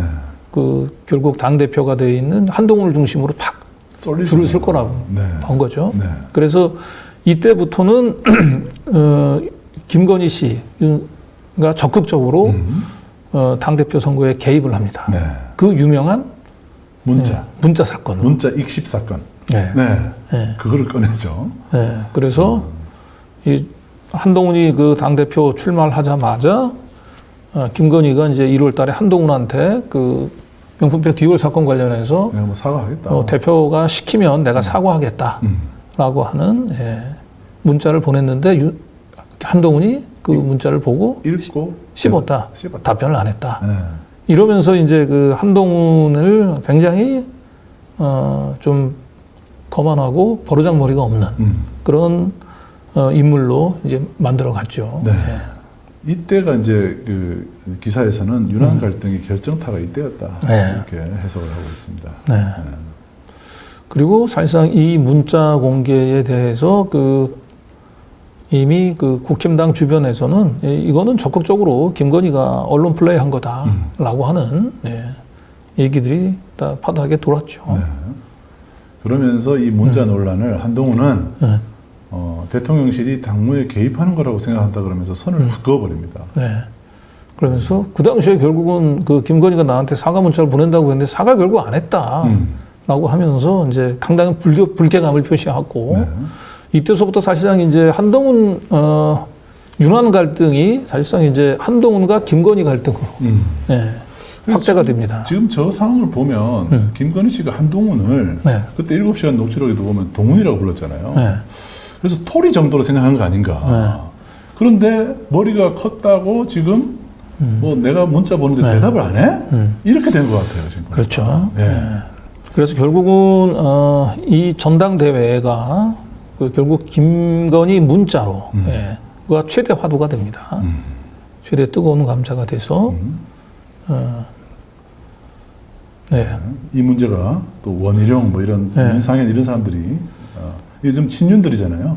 뭐 나경원은 이제 중립정도 되고 원희룡, 윤상현은 친윤 후보들이죠. 그렇죠. 그러니까 뭐 크게 보면 세 명은 다 친윤 후보들로 볼 수 있어요. 친윤 대 한동훈 사이. 한동훈의 대결이 대결이죠. 되고요. 그래서 이날 이제 이때 당시에 당대표 선거에서는 이제 김건희 문자가 아주 블랙홀처럼 모든 이슈들을 다 빨아들였죠. 네. 예. 이때 이 저 세 명 중에 몇몇 후보는 한동훈을 제거하기 위해서 정말 수단과 방법을 안 가리고 뛴 걸로 저희들 알고 있습니다. 네. 네. 자, 그런데 이 전당대회가 진행되는 당대표를 선출하는 전당대회가 진행되는 중에 검찰 내부에서는 굉장히 은밀한 공작이 하나 진행이 되고 있어요. 콜검 사건이죠. 네, 콜검 사건. 네. 검사를 불러가지고 네. 김건희 씨가 조사하고 싶으면 이리 와. 그래가지고 불러서? 휴대폰도 줘. 네. 그렇게 해서 명품백, 디올, 그 다음에 도이치모터스 이 두 사건을 한 번에 털어버려요. 조사를 그때 다 끝내. 그렇죠. 예. 야, 김건희 씨가 얼마나 대단한지 네. 이 사진이 보면 상징하는 게 있네요. 대통령은 김건희다라고 지금 보여주고 있습니다. 그죠? 네. 위세가 대단했습니다. 자, 이러면서 결국은 이제 한동훈이 당 대표가 되냐 마냐가 굉장히 중요해졌어요. 예. 한동훈 입장에서는 이제 당 대표가 되면 사실상 이제 김건희 씨하고 문자 때문에 갈등이 벌어진 상태에서 결국 그 친윤계 검사들이 그 김건희를 이런 식으로 그 사실상 이제 면죄부를 주려고 하는 움직임들 노고로 한 거란 말이죠. 예. 그리고 이제 김건희 씨 입장에서는 어떻게 해서든지 한동훈을 당대표에서 떨어뜨려야 되고, 그러기 위해서는 이제 1차 그 투표에서 그 한동훈이 과반을 못 얻게 하고, 그리고 난 뒤에 이제 결선 투표에서 그 결국 친윤계 후보들이 결집을 하면, 결국 한동훈을 당대표에서 밀어낼 수 있지 않을까, 낙선시킬 수 있지 않을까 하는 기대감이 있었는데, 안 됐어요. 네. 용산의 바람과 달리 한동훈이 1차에서 63% 지지를 얻으면서 네. 당대표에 당선이 됐습니다. 제가 볼 때는 윤석열이 계엄을 결심하게 된 가장 결정적인 분수령은 한동훈의 당대표 당선으로 보입니다. 네. 네. 그렇죠. 출마 결심 이후에 당대표 당선까지 돼버리니까 윤석열 입장에서는 검찰 권력과 당권까지도 다 한동훈 손에 있을 때 네. 자기가 앞으로 겪을 두려움. 네, 저게 겨우 과반을 넘은 정도가 아니고 63%의 지지를 얻었단 말이에요. 그러면 사실상 저 국민의힘은 윤석열 당이 아니라 한동훈 당 비슷하게 지금 돼버린 상황이 됐고, 그러면 한동훈이 조정할 수 있는 거예요. 네, 그러면 움직일 수 있는 거죠. 당연히 이제 검찰에서 그 친윤계, 친한계 검사들이 갈등하고 있는 가운데서 검찰 조직도 지금 윤석열보다는 김건희 리스크에 휩싸여가지고 불안한 윤석열보다는 미래 권력인 한동훈 쪽에 줄을 서는 게 낫겠다. 그죠? 그렇게 되겠죠. 예. 그러니까 이렇게 되면 윤석열 입장에서는 당도 검찰 조직도 다 장악력을 잃어버리게 되는 거죠. 네.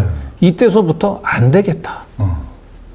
내가 믿을 거는 역시 계엄을 일으켜가지고 군인들밖에 없다. 네, 군인들밖에 없다. 우리 충암파 믿을 데가 없네. 네.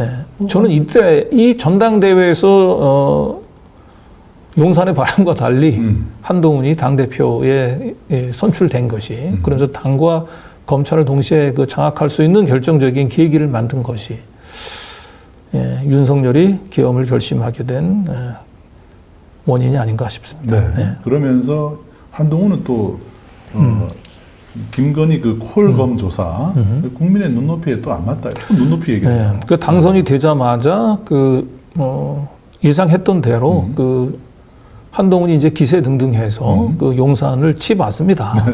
네. 김 여사 상대는 콜검 조사에 국민 눈높이에 안 맞았다. 네. 네.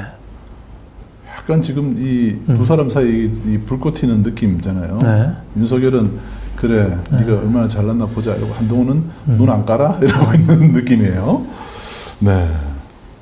하여튼 뭐 두 사람이 아주 그 유난 갈등이 최고조에 달한 시점이 아닌가 싶습니다. 네. 그리고 그래서 이제 당대표 이제 선출 축하하기 위해서 홍철호 정무수석이 난을 전달을 했는데, 이미 언론은 한동훈은 이미 윤석열과 차별화 쪽으로 선택을 했다라는 보도를 내놓고 있죠. 네. 네. 그리고 네. 그리고 이제 검찰 조직도 드디어 이제 이빨을 드러내는 거예요.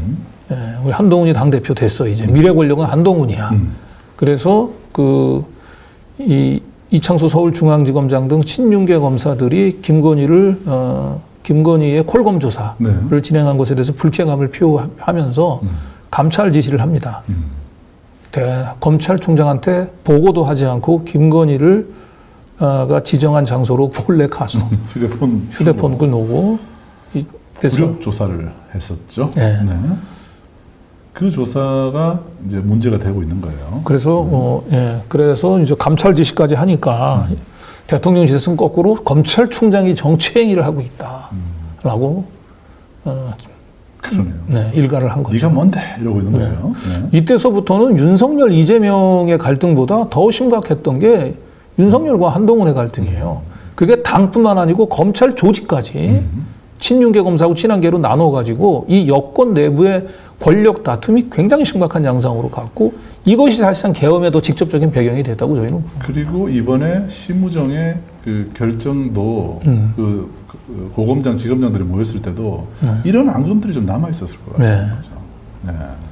검찰을 대통령실에서 검찰을 막 자기네들 하수인처럼 굴욕을 막 주고 있잖아요. 네. 네, 이렇게 하니까 아마 이때 받은 상처가 이번에 구속 기소에도 네. 일부 영향을 미쳤지 않나 싶어요. 자, 이렇게 해서 7월 말까지는 한동훈이 당을 장악을 했고 검찰에서 그 친윤계 검사들이 이제 용산을 향해서 이제 들이받기 시작하고 있는 겁니다. 자, 이런 상황에서 예. 네, 윤석열이 73분 슬라이드로 넘어가면 될 것 같습니다. 네. 8월 초순경. 예. 다시 대통령 관저에서 김용현과 여인영을 만납니다. 그러니까 김용현, 여인영이 다 중암고잖아요. 네. 자기 고등학교 이 동창들을 네. 불러서 계엄에 대한 얘기들 저렇게 자주 하고 네. 있습니다. 근데 여기서 이거는 한번 볼게요. 이거는 김용현이 진술한 걸 그대로 받아 적은 거로 보입니다. 제가 볼 때는. 저 8월 초순경에 만나서 정치인과 비노총 관련자, 비노총 민주노총이니까요. 이 관련자들 언급하면서 현재 사법체계 하에서는 이런 사람들에 대해 어떻게 할 방법이 없다. 비상조치권을 사용하겠다라고 했는데. 비상계엄을 하겠다. 네. 저 당시 민주노총이 뭘 했나 보면 민주노총 뭐 크게 그 정권에 그 위협이 되는 일들을 뭐 한 게 없어요. 네. 저건 다 핑계입니다, 저건. 그렇죠. 8월 초순이면은 결국 한동훈이 당대표가 됐고 그리고 그 이원석 그 검찰총장을 비롯해 가지고 친한계 검사들이 김건희를 잡겠다고 칼을 막 휘두르고 빼고 그럴 때예요. 네. 용산을 향해 치받고 있을 때. 그러면 결국 한동훈과 한동훈계에 있는 이 검사들, 검찰 조직 내 반기 이런 부분들 가장 심각하게 언급을 했을 거라고요. 네. 결국 이 한동훈 이놈들을 어떻게 손을 봐야 돼? 라고 얘기를 하면서 이때부터 저희는 이제 계엄을 구체적으로 논의를 시작했다라고 검찰 봅니다. 조사받을 때 한동훈 얘기는 별로 안 했나 봐요, 군인들이. 네. 그죠? 네. 그러면서 계속 이제, 근데 사실 직접적으로 얘기하기도 좀 부끄럽죠. 윤석열 입장에서는 자기 후배였던 검사 흉본다는 것도 그 군인들 앞에서 좀 창피스러운 일이기도 했을 것 네. 같아요. 네. 자, 근데 이런 가운데서 그 용산에서 그 8월 달, 그러니까 이재명 대표하고 영수회담도 불발로 그치고 한동훈 쪽에 그 계속 반기를 들고 있는 가운데서 용산이 김경수 전 경남지사를 갑자기 사면을 합니다. 예. 그 어떻게 보면 이재명 야당에게 좀 긴장감을 좀 주는 오히려 그 야당을 김경수는 분열시키는. 이제 그 친문계거든요. 네. 그러니까 민주당 수박계 쪽이죠. 뭐 김경수 지사 자체가 친문 또 뭐 민주당 수박계로 분류하기는 좀 그런데 민주당 수박들 입장에서 이재명하고 대항마로 키울 수 있는 그런 비중이 있는 거의 유일한 인물이죠. 근데 이 김경수를 용산에서 사면을 한 겁니다. 네. 예.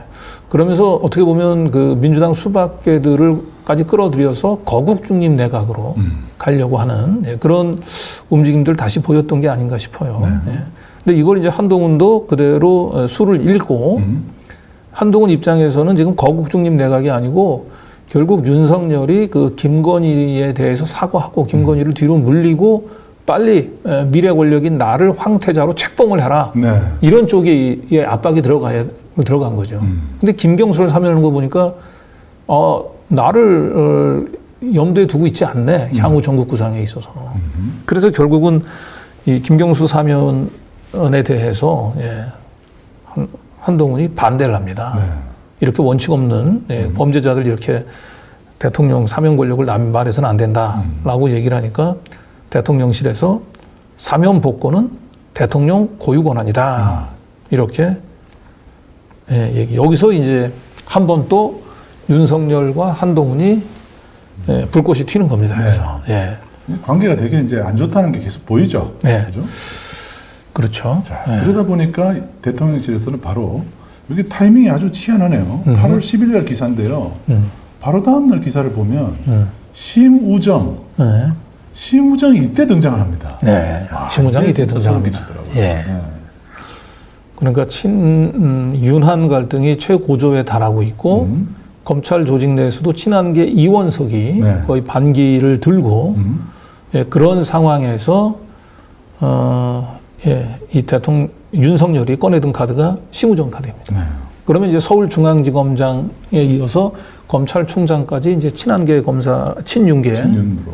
예, 검사를 이제 꽂아 놓으면 이제 놓는 방법으로 검찰 조직을 다시 좀 장악하려고 했었던 거죠.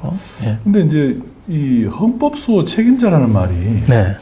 좀 의미심장하네요. 그래, 검찰총장을 임명하면서 헌법수호의 적임자라고 하는 표현, 저거 쉽게 잘 등장하지 않은 표현이거든요. 근데 이때서부터 저는 심우정을 검찰총장으로 꽂는 것은 심우정만으로 검찰 조직을 장악하겠다라고 하는 것보다는 뭔가 이 계엄까지 염두에 두고 심우정을 검찰의 최고 수장으로 앉힌 게 아닌가 이제 그런 이제 의심이 들어요. 이게 개엄 넉 달 전이거든요. 네. 네. 이렇게 진영을 쫙 만드는 게 보이시죠? 네. 자, 그리고 심우정 검찰총장을 후보자를 지명한 하루 전에 네. 아주 중요한 인사가 있었어요. 8월 12일입니다. 윤석열은 국방장관의 김용현 경호처장을 지명합니다. 하루 전이 아니고 그러니까 다음 날이죠. 네. 그러니까 심우정, 김용현이 하루 차이로 지명을 받습니다. 네. 이거 어떻게 생각하십니까? 한동훈이 마구 찌맞고 있는 가운데서 내세웠던 카드가 김용현과 심우정 카드인 거예요. 김용현은 그때 당시도 벌써 개헌 얘기를 밥 먹을 때마다 대통령하고 하던 사람 아닙니까? 네. 근데 저 사람을 갑자기 국방장관에 임명을 했다? 국방장관은 계엄을 건의할 수 있는 위치에 있는 사람이죠. 자, 그래서 다시 한번 정리를 하자면 7월 말 전당대회에서 한동훈이 당대표로 선출된 것이 계엄을 결심하게 된 저는 가장 직접적인 배경이다라고 보는 거고요. 그리고 난 뒤에 계엄을 준비하기 위해서 실행했었던 가장 중요한 인사가 8월 11일 심우정 검찰총장, 8월 12일 김용현을 국방부 장관에 앉힌 걸로 보입니다. 예. 그리고 실제로 그 뒤에 라인업이 또 갖춰져 가요. 네. 예. 가장 중요한 라인업 중에 하나가 이제 정보사령관, 예. 중앙선관위 수사를 담당할 정보사령관으로 문상호를 다시 유임을 시킵니다. 네. 이때 이제 문상호가 그 하급자 폭행 및 직권남용 문제 때문에 그 전임 장관이었었던 이제 신원식이 그 문상호를 인사 조치하려고 했어요. 그런데 새롭게 그 국방장관 후보로 내정이 됐던 김용현이 그 결국 인사보좌관한테 지시를 해서 문상호를 정보사령관에 유임을 시킵니다. 네. 이렇게 해서 12.3 계엄의 4대 사령관들, 3대 사령관이 그대로 그 자리에 방첩사령관, 그리고 특전사령관, 네. 수방사령관, 네. 정보사령관. 네. 요 4대 사령관이 진영이 딱 갖춰진 거죠. 라인업이 된 거죠. 그대로 네. 갖춰진 겁니다. 바로 이때입니다. 8월에. 보십시오. 김용현, 그리고 심우정, 그리고 4대 사령관. 이렇게 자기가 그 계엄을 할 수 있는 진영을 딱 갖추게 된 겁니다. 갖추죠. 네. 자, 이렇게 이제 갖추고 난 뒤에 자신 있게 이제 질릅니다. 네. 김건희를 명품백 사건 네. 무혐의. 네. 가로막고 있던 큰 사법 리스크 중에 하나인 명품백, 그건 무혐의 결정을 해버립니다. 어차피 이제 이원석은 거의 퇴임을 앞두고 이제 있던 상황이기 때문에 그 후임자가 심우정으로 정해진 상황이라 뭐 이때는 뭐 별다른 말들을 하지 않습니다. 네. 예. 그리고 거부권을 또 21번째 거부권을 또 행사하죠. 네. 이때는 이미 이제 그 계엄으로 전국을 돌파하겠다라고 하는 생각을 저는 마음 먹었다고 봅니다. 네. 이때는. 예. 그리고 예, 그러고 이랬던 사이에 한동훈이 이재명과 그 대표 회담을 하겠다라고 얘기를 한 거죠. 그러니까 윤석열 입장에서는 점점 더 저 괘씸한 놈이라고 생각한 겁니다. 그렇죠. 예. 왜냐하면 윤석열이 이재명 대표의 영수회담을 할 때, 그때가 지금 얼마 안 됐지 않습니까? 네. 그런데 갑자기 한동훈이 이재명 대표와 네. 또 대표회담을 하겠다. 네. 이거 느낌이 아주 싸했을 것 같아요. 하죠. 네. 네. 자, 이렇게 해서 저희가 지금까지 과정을 쭉 정리를 해보면, 물론 이제 그 야당이 총선에서 이제 압승을 거둔 것도 그 계엄을 결심하게 된 배경이긴 하지만은, 그거보다 더 직접적인 배경은 한동훈이 당을 장악하고 또 검찰 조직도 친한계 검사들이 그 미래 권력인 한동훈 쪽으로 좀 쏠림 현상이 있는 네. 그런 우려 때문에 사실상 윤석열이 더 계엄을 결심하게 됐고 이 8월 달에 결국 심우정 그다음에 김용현 을 앉히면서 네. 이제 그 계엄을 이제 구체적인 행동 계획을 수립하는 쪽으로 나간 걸로 보입니다. 네. 그러면서 이렇게 이제 그 계엄과 관련된 이제 주요한 사령관들을 자꾸 만나니까 군 내부에서 말이 나오죠. 결국 이 얘기가 이제 민주당에도 들어간 겁니다. 네. 그래서 민주당이 그때 당시부터 8월 말부터 그 8월 말 9월 초부터 집중적으로 계엄 가능성을 언급하게 됩니다. 네. 네. 우리 그때 촛불 집회 때도요, 계엄 얘기들 많이 했지 않습니까? 네. 그게 기억이 생생한데, 9월 1일 날 한동훈, 이재명 당시 그 대표 회담을 할 때, 네. 이재명 대표가 한동훈 앞에서 네. 그 계엄 얘기를 탁 꺼냅니다. 네. 이거를 제가 아까 영상을 보고 굉장히 놀랐는데, 네. 한번 들어보시겠습니까? 네. 정치개혁에도 많은 말씀을 해주셨지만 저는 국회의원의 특권 얘기도 중요하지만 상응하는 대통령의 소추권에 대해서도 같은 차원에서 접근해야 된다고 생각합니다. 이게 이제 행정 독재 국가로 흘러갈 위험성이 매우 높습니다. 법 앞에 평등을 말씀하시던데 제가 보기에는 법 앞에 형식적으로 평등할지는 몰라도 검찰 앞에서는 매우 불평등합니다. 사람 따라 법의 적용이 완전히 달라지고 있습니다. 이런 측면에서 정치개혁은 심각하게 함께 논의하되 형평성 있게 심도 있게 논의하는 것이 꼭 필요하겠다 이 말씀을 드립니다. 특히 최근에 계엄 얘기가 자꾸 얘기되고 있고 종전에 만들어졌던 계엄안에 보면 계엄 해제를 국회가 요구하는 것을 막기 위해서 국회의원들을 계엄 선포와 동시에 체포 구금하겠다라는 그런 계획을 꾸몄다는 얘기도 있습니다. 이거 완벽한 독재국가 아닙니까? 이런 문제에 대해서도 우리가 오히려 더 심각하게 고민해야 된다. 정치적 공세가 아니라 국가와 국민 그리고 이 나라의 미래를 위해서 합리적이고 모두가 동의할 수 있는 안들을 만들어야 된다고 생각합니다. 저 때는 저게 이제 설마 이런 게 좀 있었어요. 네, 조금 민주당이 너무 좀 성급한 거 아닌가? 너무 좀 그런, 근데 정확하게 그 맥을 짚고 있었던 거죠. 그렇죠.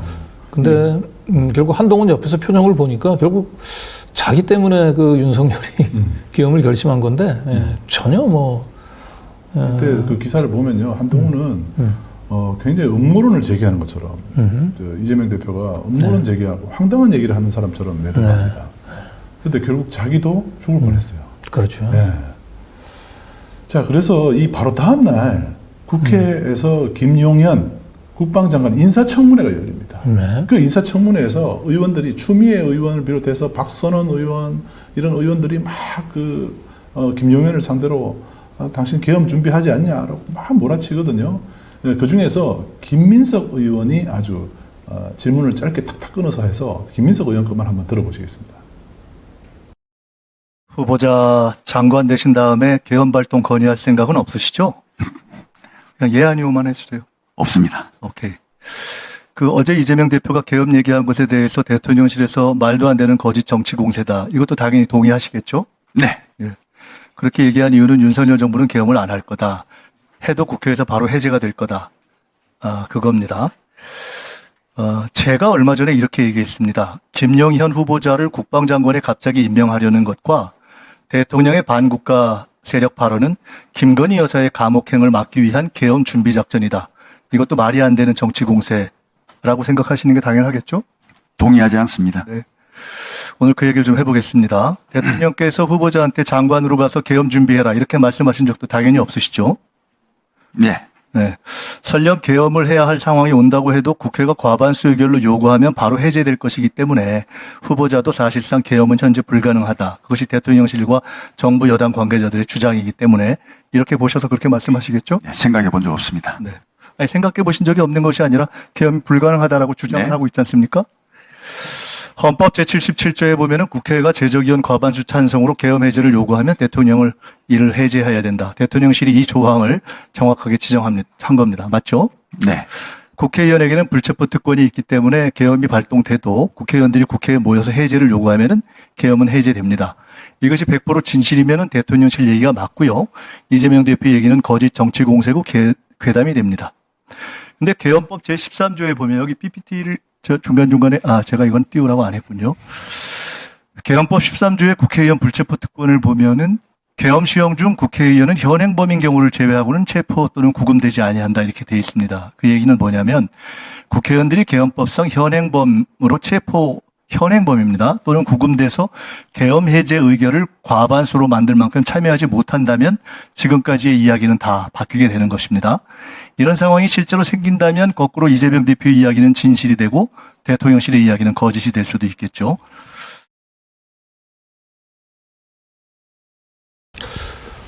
네, 지금 보면 뭐 김민석 의원은 그 불과 3개월 후에 벌어질 일을 정확하게 예측을 하고 있었고요. 예. 다 영상으로 다 보고 나서 돌아와서 얘기를 하는 사람 네. 같아요. 김영현은 완전히 발톱을 숨기고 거짓말을 했던 거죠. 그리고 저 대통령이 계엄 얘기 안 했죠 했더니 안 했다 그러잖아요. 네. 했잖아요, 이제 계속. 그래서 공소장을 보면은 이런 거 다 얘기했잖아요. 네, 이미 8월 달에도 사령관들하고 이제 모여가지고 그 계엄을 논의했고 또 윤석열이 직접 불러서 안 되겠다 이거 계엄해야 되겠다. 계엄하겠다 이러고 얘기를 한 그러니까 거죠. 계엄이라는 말을 딱 정확하게 하지 않았다는 식의 변명을 할 것 같긴 해요. 네. 그런데 비상조치, 비상대권 이거 다 계엄 얘기입니다.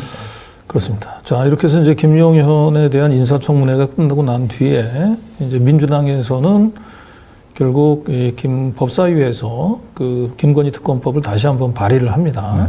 여기에는 이제 한동훈 문자 사건 있죠. 예, 선거 개입 의혹을 포함을 시켜서 특검법을 발의를 합니다. 그리고 난 뒤에 김용현이 국방장관에 임명이 되지요.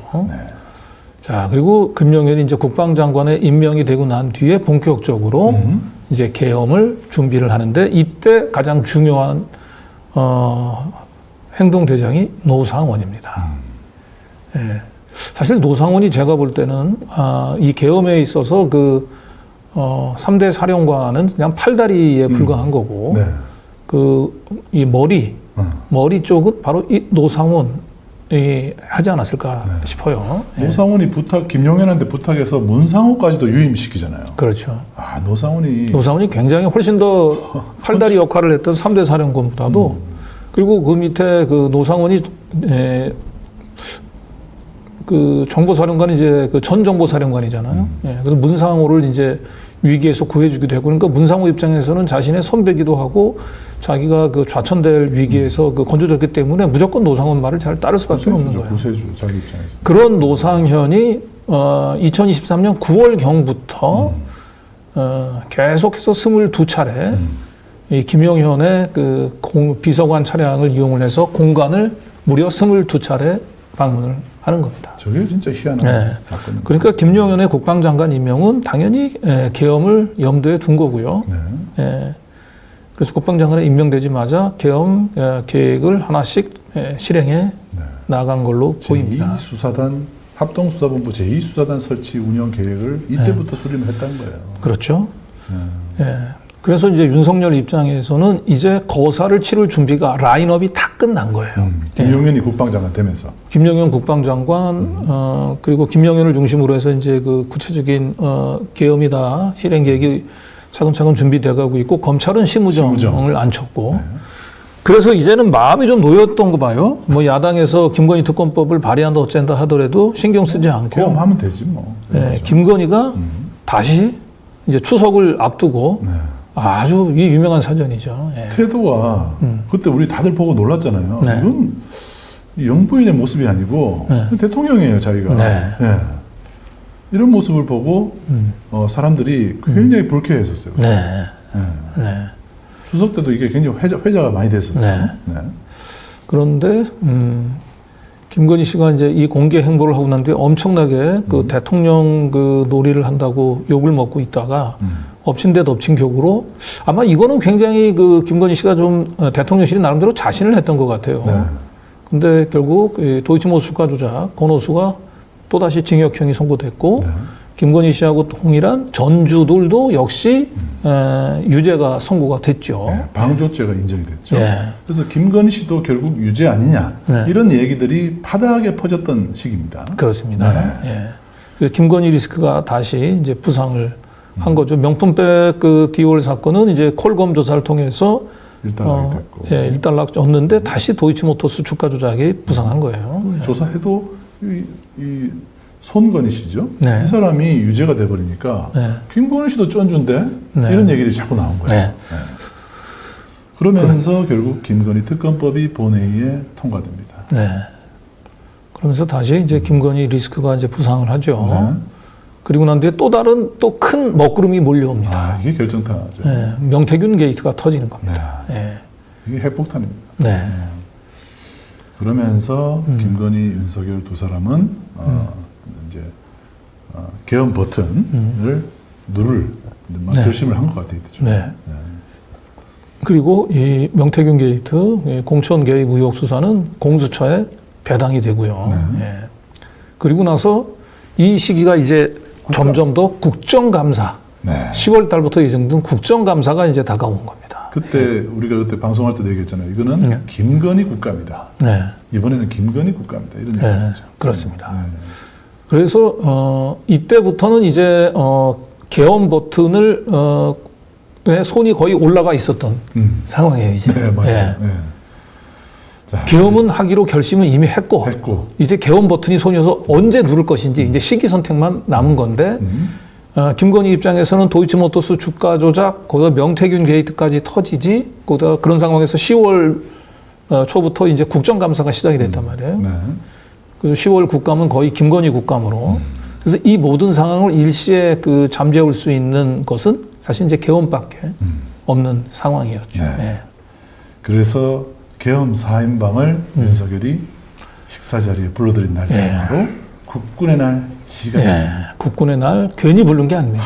국군의 날 시간이 이제 마치고 또 음식을 직접 본인이 직접 준비한 음식들을 대접하면서 예. 야 이거 뭐 우리 이제 해야지 이런 얘기 계속 했을 것 같아요. 네. 이제 해야지 이런 얘기. 김용현, 여인영, 곽종근, 이진우 계엄 4인방이 이때 있습니다. 네. 여기 한 명이 지금 보이지 않죠? 문상호가 지금 보이지 않습니다. 네. 문상호는 이제 저들 사령관하고는 항상 따로 놀아요. 예. 노상호하고 같이 저기는 팔다리에 해당되는 거예요. 저기는. 예. 그래서 헤드에 해당되는 이 노상호과 같이 노는 문상호는 별로 저들하고는 섞이지는 않더라고요. 이게 이제 공소장에는 없는데 아마 노상원 위에 누군가가 있다면은 김건희가 아니었을까. 김건희, 노상원, 문상호 이 라인이 이게 특검에서 결국 밝혀야 될 것 같습니다. 네. 네. 자 그리고 검찰에서 김건희 명품백 사건을 결국 콜검 조사의 결과죠. 네. 네. 그러니까 이제 거사를 치르기 전에 김건희를 깨끗하게 만들어야 되겠죠. 네. 김건희 때문에 그 계엄을 일으켰다라고 하는 의혹을 받지 않으려면 네. 일단 김건희 관련된 것은 이제 검찰에서 다 털어버려야 되는 거예요. 그렇죠. 예. 네.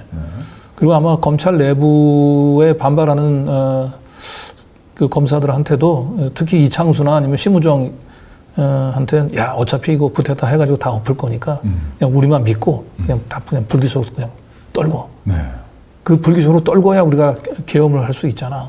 걔는 그 검찰에서 사건 가지고 있으면은 그리고 그 김건희 봐주려고 우리가 계엄을 일으킨 것처럼 보이잖아. 이렇게 압박이 들어갔을 거로 보여요. 자, 법사위에서 또 이슈들이 막 터져 나왔죠. 네. 그 김건희 법사위 국감은 거의 김건희 국감으로 그때 최은순도 증인 채택하고 그랬는데 안 나오고 막 네. 그랬죠. 자, 그리고 이때 이제 다시 다시 국감 때 그 기억나실 거예요. 아마 그 저기 강혜경 씨인가요? 그 사람 나와서 얘기 많이 했죠. 네. 예, 그 이때입니다.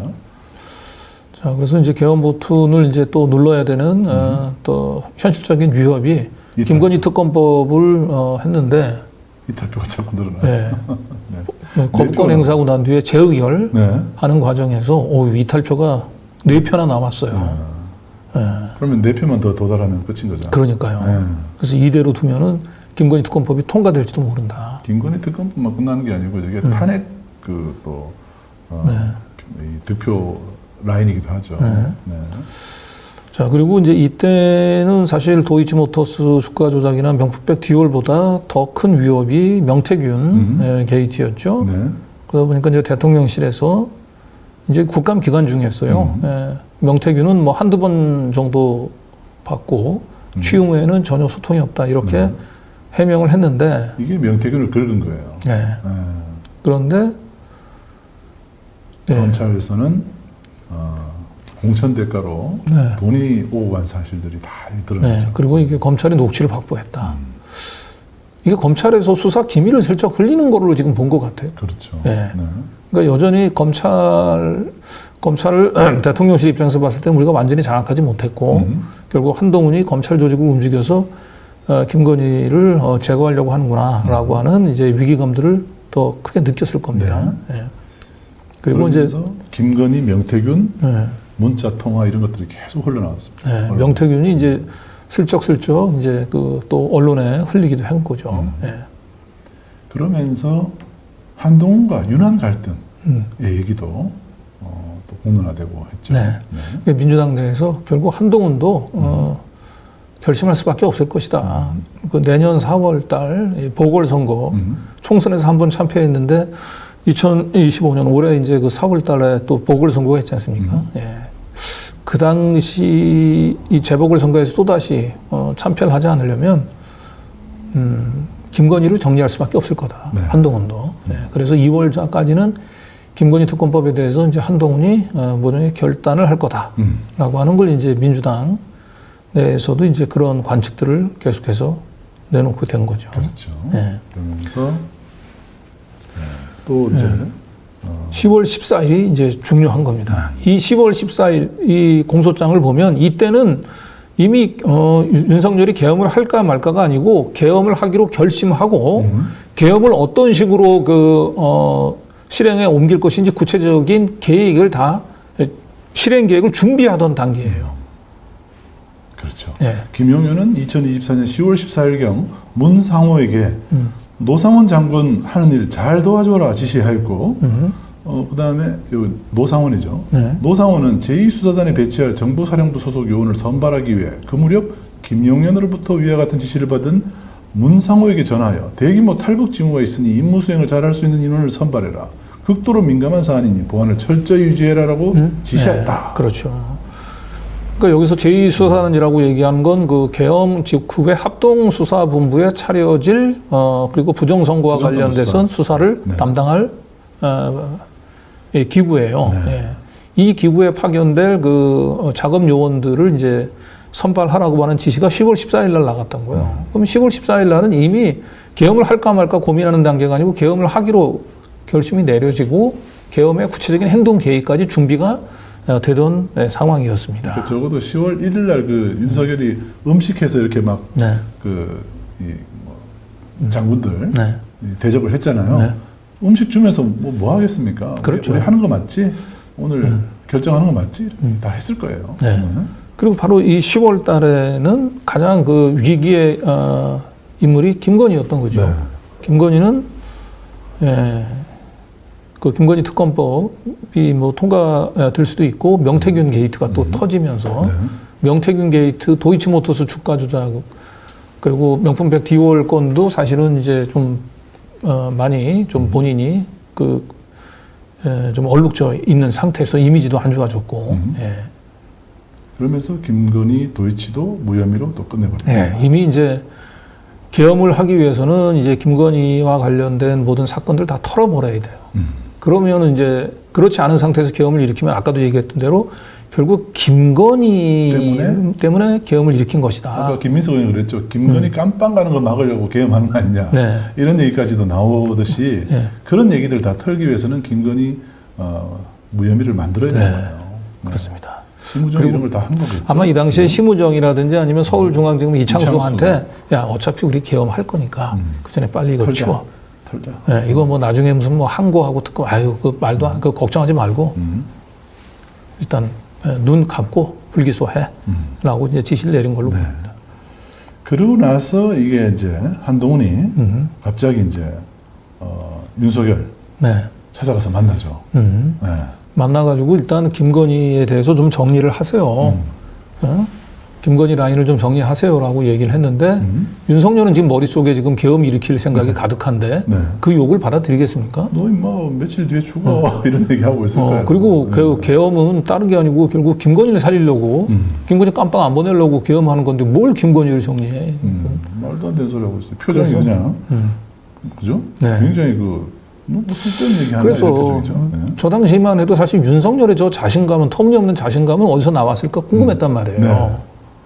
아니 계속 김건희 리스크가 터지고 도이치모터스 명품백에 이어가지고 명태균 게이트까지 터졌는데 아 저는 웬만하면 저기 한동훈하고 좀 타협을 해서 가면 갈 것 같은데 너 이런 지하에 그냥 한동훈을 면전에서 무안을 주면서 예, 돌려보냈죠 사실. 그렇죠.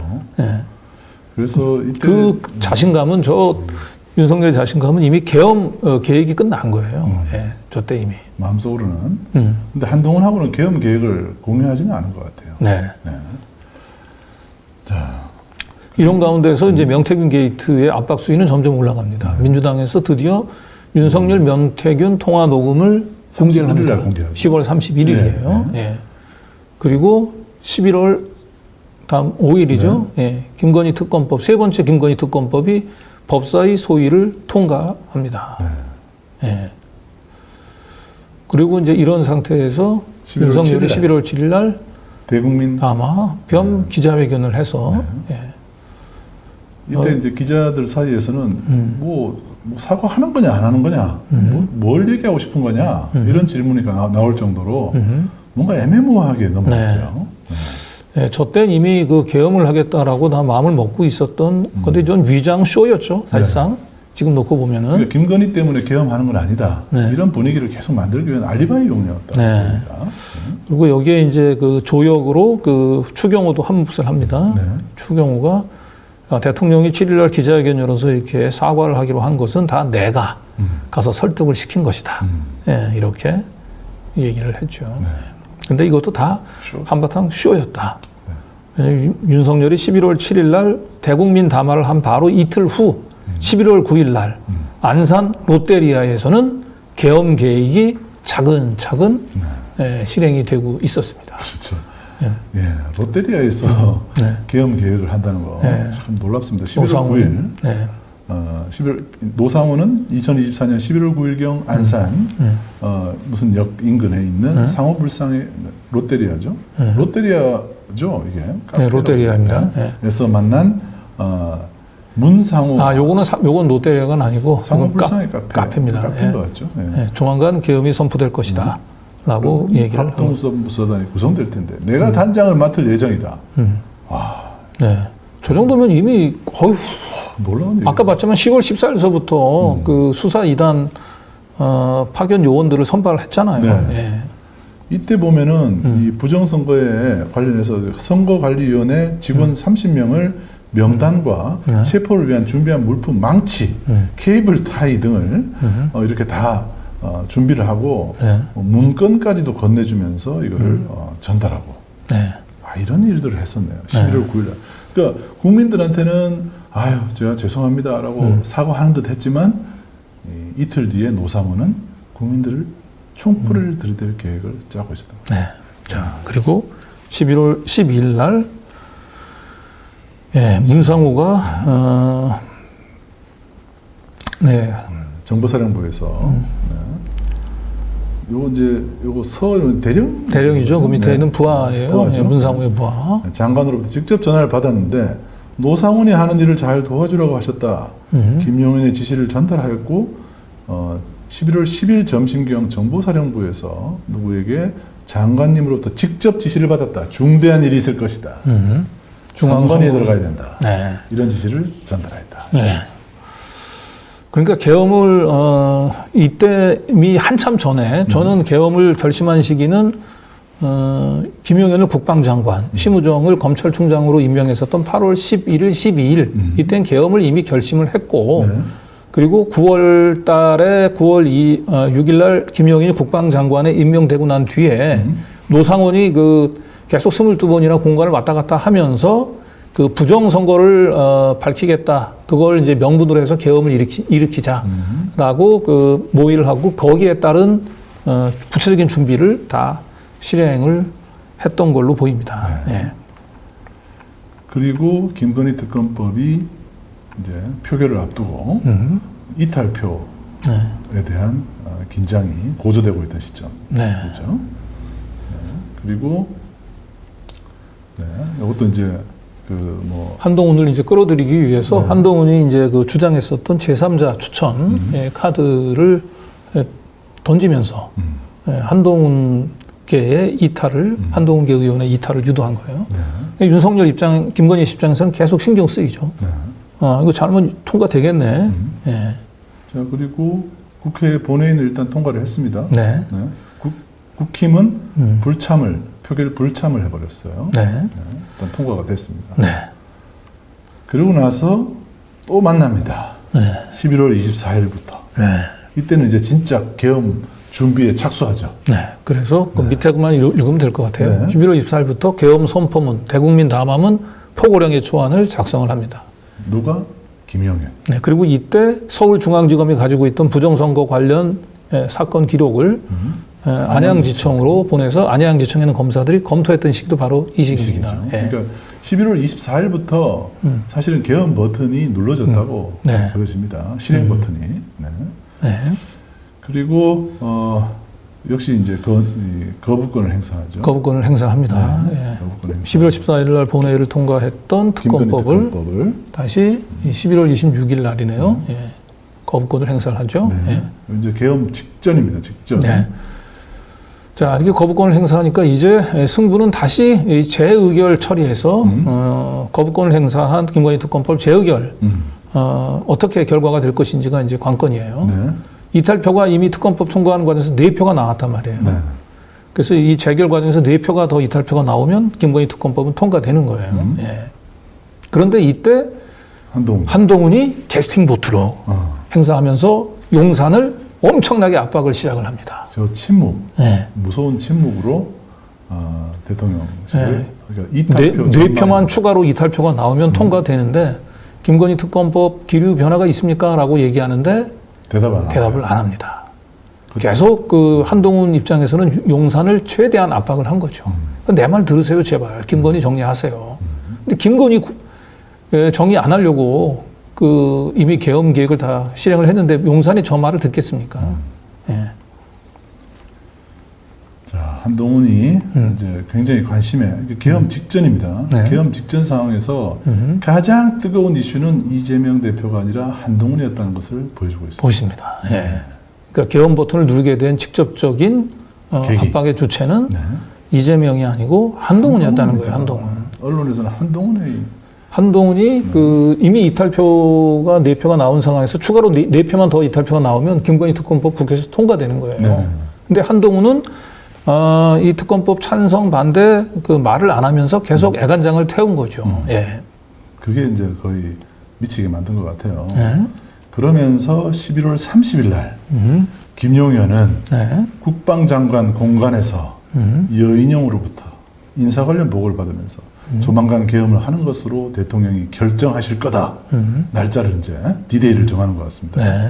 더 이상 이 난국을 두고 볼 수 없다. 국회를 계엄군이 통제하고 계엄사가 선관위와 여론조사 곧 등의 부정선거와 여론조작의 증거를 밝혀내면 국민들도 찬성할 것이다. 나라를 바로잡기 위해서 대통령이 헌법상 가지고 있던 비상조치권, 계엄 같은 이런 거를 이제는 할 수밖에 없다. 계엄령을 발령해서 국회를 확보하라. 선관위 전산자를 확보하라. 이런 얘기를 한다. 그리고 시기적으로 보면은 확실히 이 당시에 김건희 특검법의 키는 한동훈이 쥐고 있었고요. 네. 한동훈은 용산을 향해서 내 말대로 하지 않으면 나는 특검법에 찬성할 수도 있다. 네. 라고 하는 메시지를 계속 전달하고 있었던 거죠. 그리고 바로 이 계엄 모의를 11월 37일 계엄 모의를 한 바로 다음 날인 12월 1일 날 한동훈이 다시 또 한 번 RPM을 높입니다. 네. 어떤 일도 가능하다. 예. 그렇게 하니까 대통령실은 아주 한동훈에 대한 적개심이 극에 달했는 상황. 아, 그리고 이대로 놔두면 한동훈이 진짜 김건희 특검법 통과시키겠구나. 더 이상 저놈 활개치게 놔두면 안 되겠다. 살려두면 안 되겠다. 네. 이 결심을 하게 된 계기. 네. 12월 1일에 한동훈이 네. 대통령실에 애간장을 태우고 있다. 네. 그리고 이제 재의결을 처리하려고 했던 게 이제 12월 10일인가 그렇거든요. 네. 그러니까 어쨌든 12월 10일 전에 우리가 계엄을 해야 되겠다라고 마음을 먹은 걸로 보입니다. 네. 네. 그리고 이때 이제 곽종근이 네. 얘기했던 12월 1일 네. 비상대기, 네. 그죠? 비상계엄 선포 대비해서 영내 활동 위주의 부대 운영을 지시하는. 네. 그래서 좀- 국회 선관위 네. 그다음에 뭐 여론조사국 민주당사를 이제 부대를 투입해서 장악할 준비를 네. 하라고 만든 거죠. 완전히. 네. 12월 1일 날 지시를 받게 됩니다. 네. 그러고 나서 12월 2일 날 한동훈이 또 이 언론들은 한동훈에게 굉장히 주목을 해요. 그렇습니다. 네. 특검법이 이번에는 통과되겠는데 재투표에서 통과되겠는데 이런 분위기가 한껏 고조되게 된 계기는 한동훈이었다. 네. 그래서 결과적으로 지금까지 쭉 과정을 보면 알겠지만은 윤석열이 계엄을 결심하게 된 배경은 총선에서 참패하고 야당이 압도적인 의석을 이제 확보한 것도 물론 원인이지만 직접적인 배경은 한동훈의 압박이에요. 한동훈이 당 대표가 되면서 8석만 가지면 김건희를 구속시킬 수도 있는 김건희 특검법을 통과시킬 수도 있는 그런 의석을 가지고 계속 용산을 쥐었다 놨다 한 거죠. 그렇죠.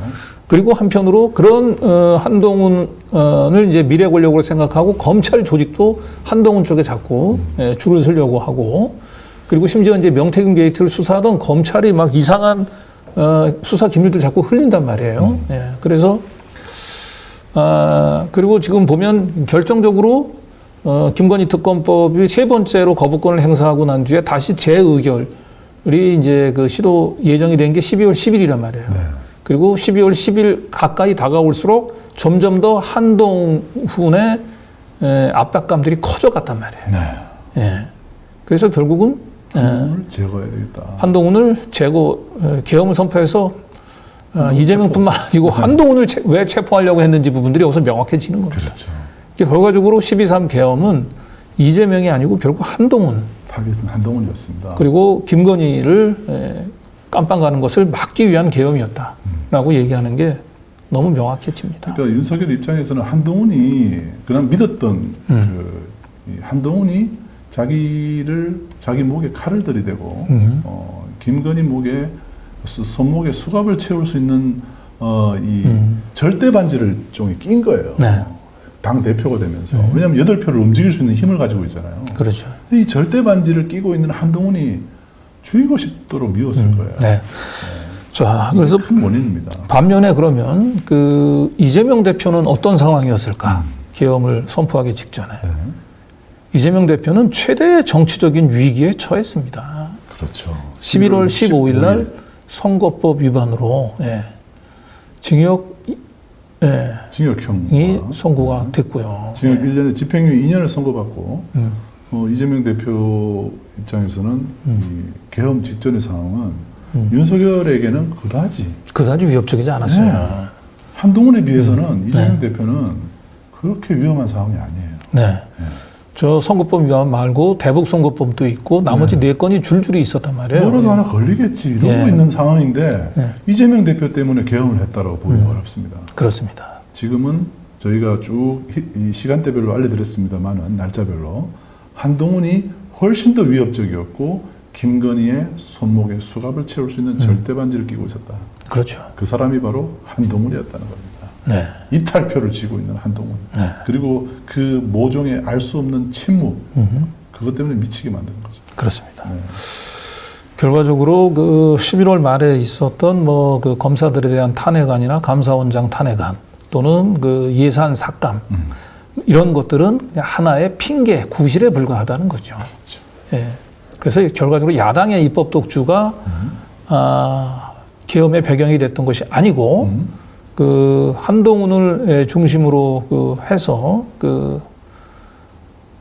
한동훈이 그 여덟석을 움직일 수 있는 힘과 그다음에 검찰의 조직 그걸 가지고 이 자신을 이제 압박해 오는 그 과정에서 위협을 느끼고 결국 충암파 믿을 곳은 이제 군밖에 없다. 네. 그래서 군을 통해서 일시에 이 전국을 반전시키려고 했었던 것이 12.3 계엄의 직접적인 배경이 됐다. 네. 하고 저희는 보고 있는 겁니다. 네. 이런 내용들이 앞으로 헌법재판소 재판 결과 또 이 윤석열의 내란죄 형사재판 과정에서도 낱낱이 드러나게 될 겁니다. 네. 이런 내용들이 벌써 공소장에도 다 기재가 돼 있잖아요. 그리고 이미 드러나 있는 기사들 날짜별로 쫙 조합을 해서 배열을 해보면 날짜별로 배열을 타임라인을 그어보면 저희들이 내린 결론에 역시 누구나 도달하게 될 겁니다. 자, 오늘 설 연휴 맞아서 오늘 특별한 시간을 좀 준비를 했는데요. 오늘도 좀 마지막에 시간이 많이 좀 지체됐습니다만은 좀 광고 좀 드리겠습니다. 청진년 많은 가입 부탁드립니다.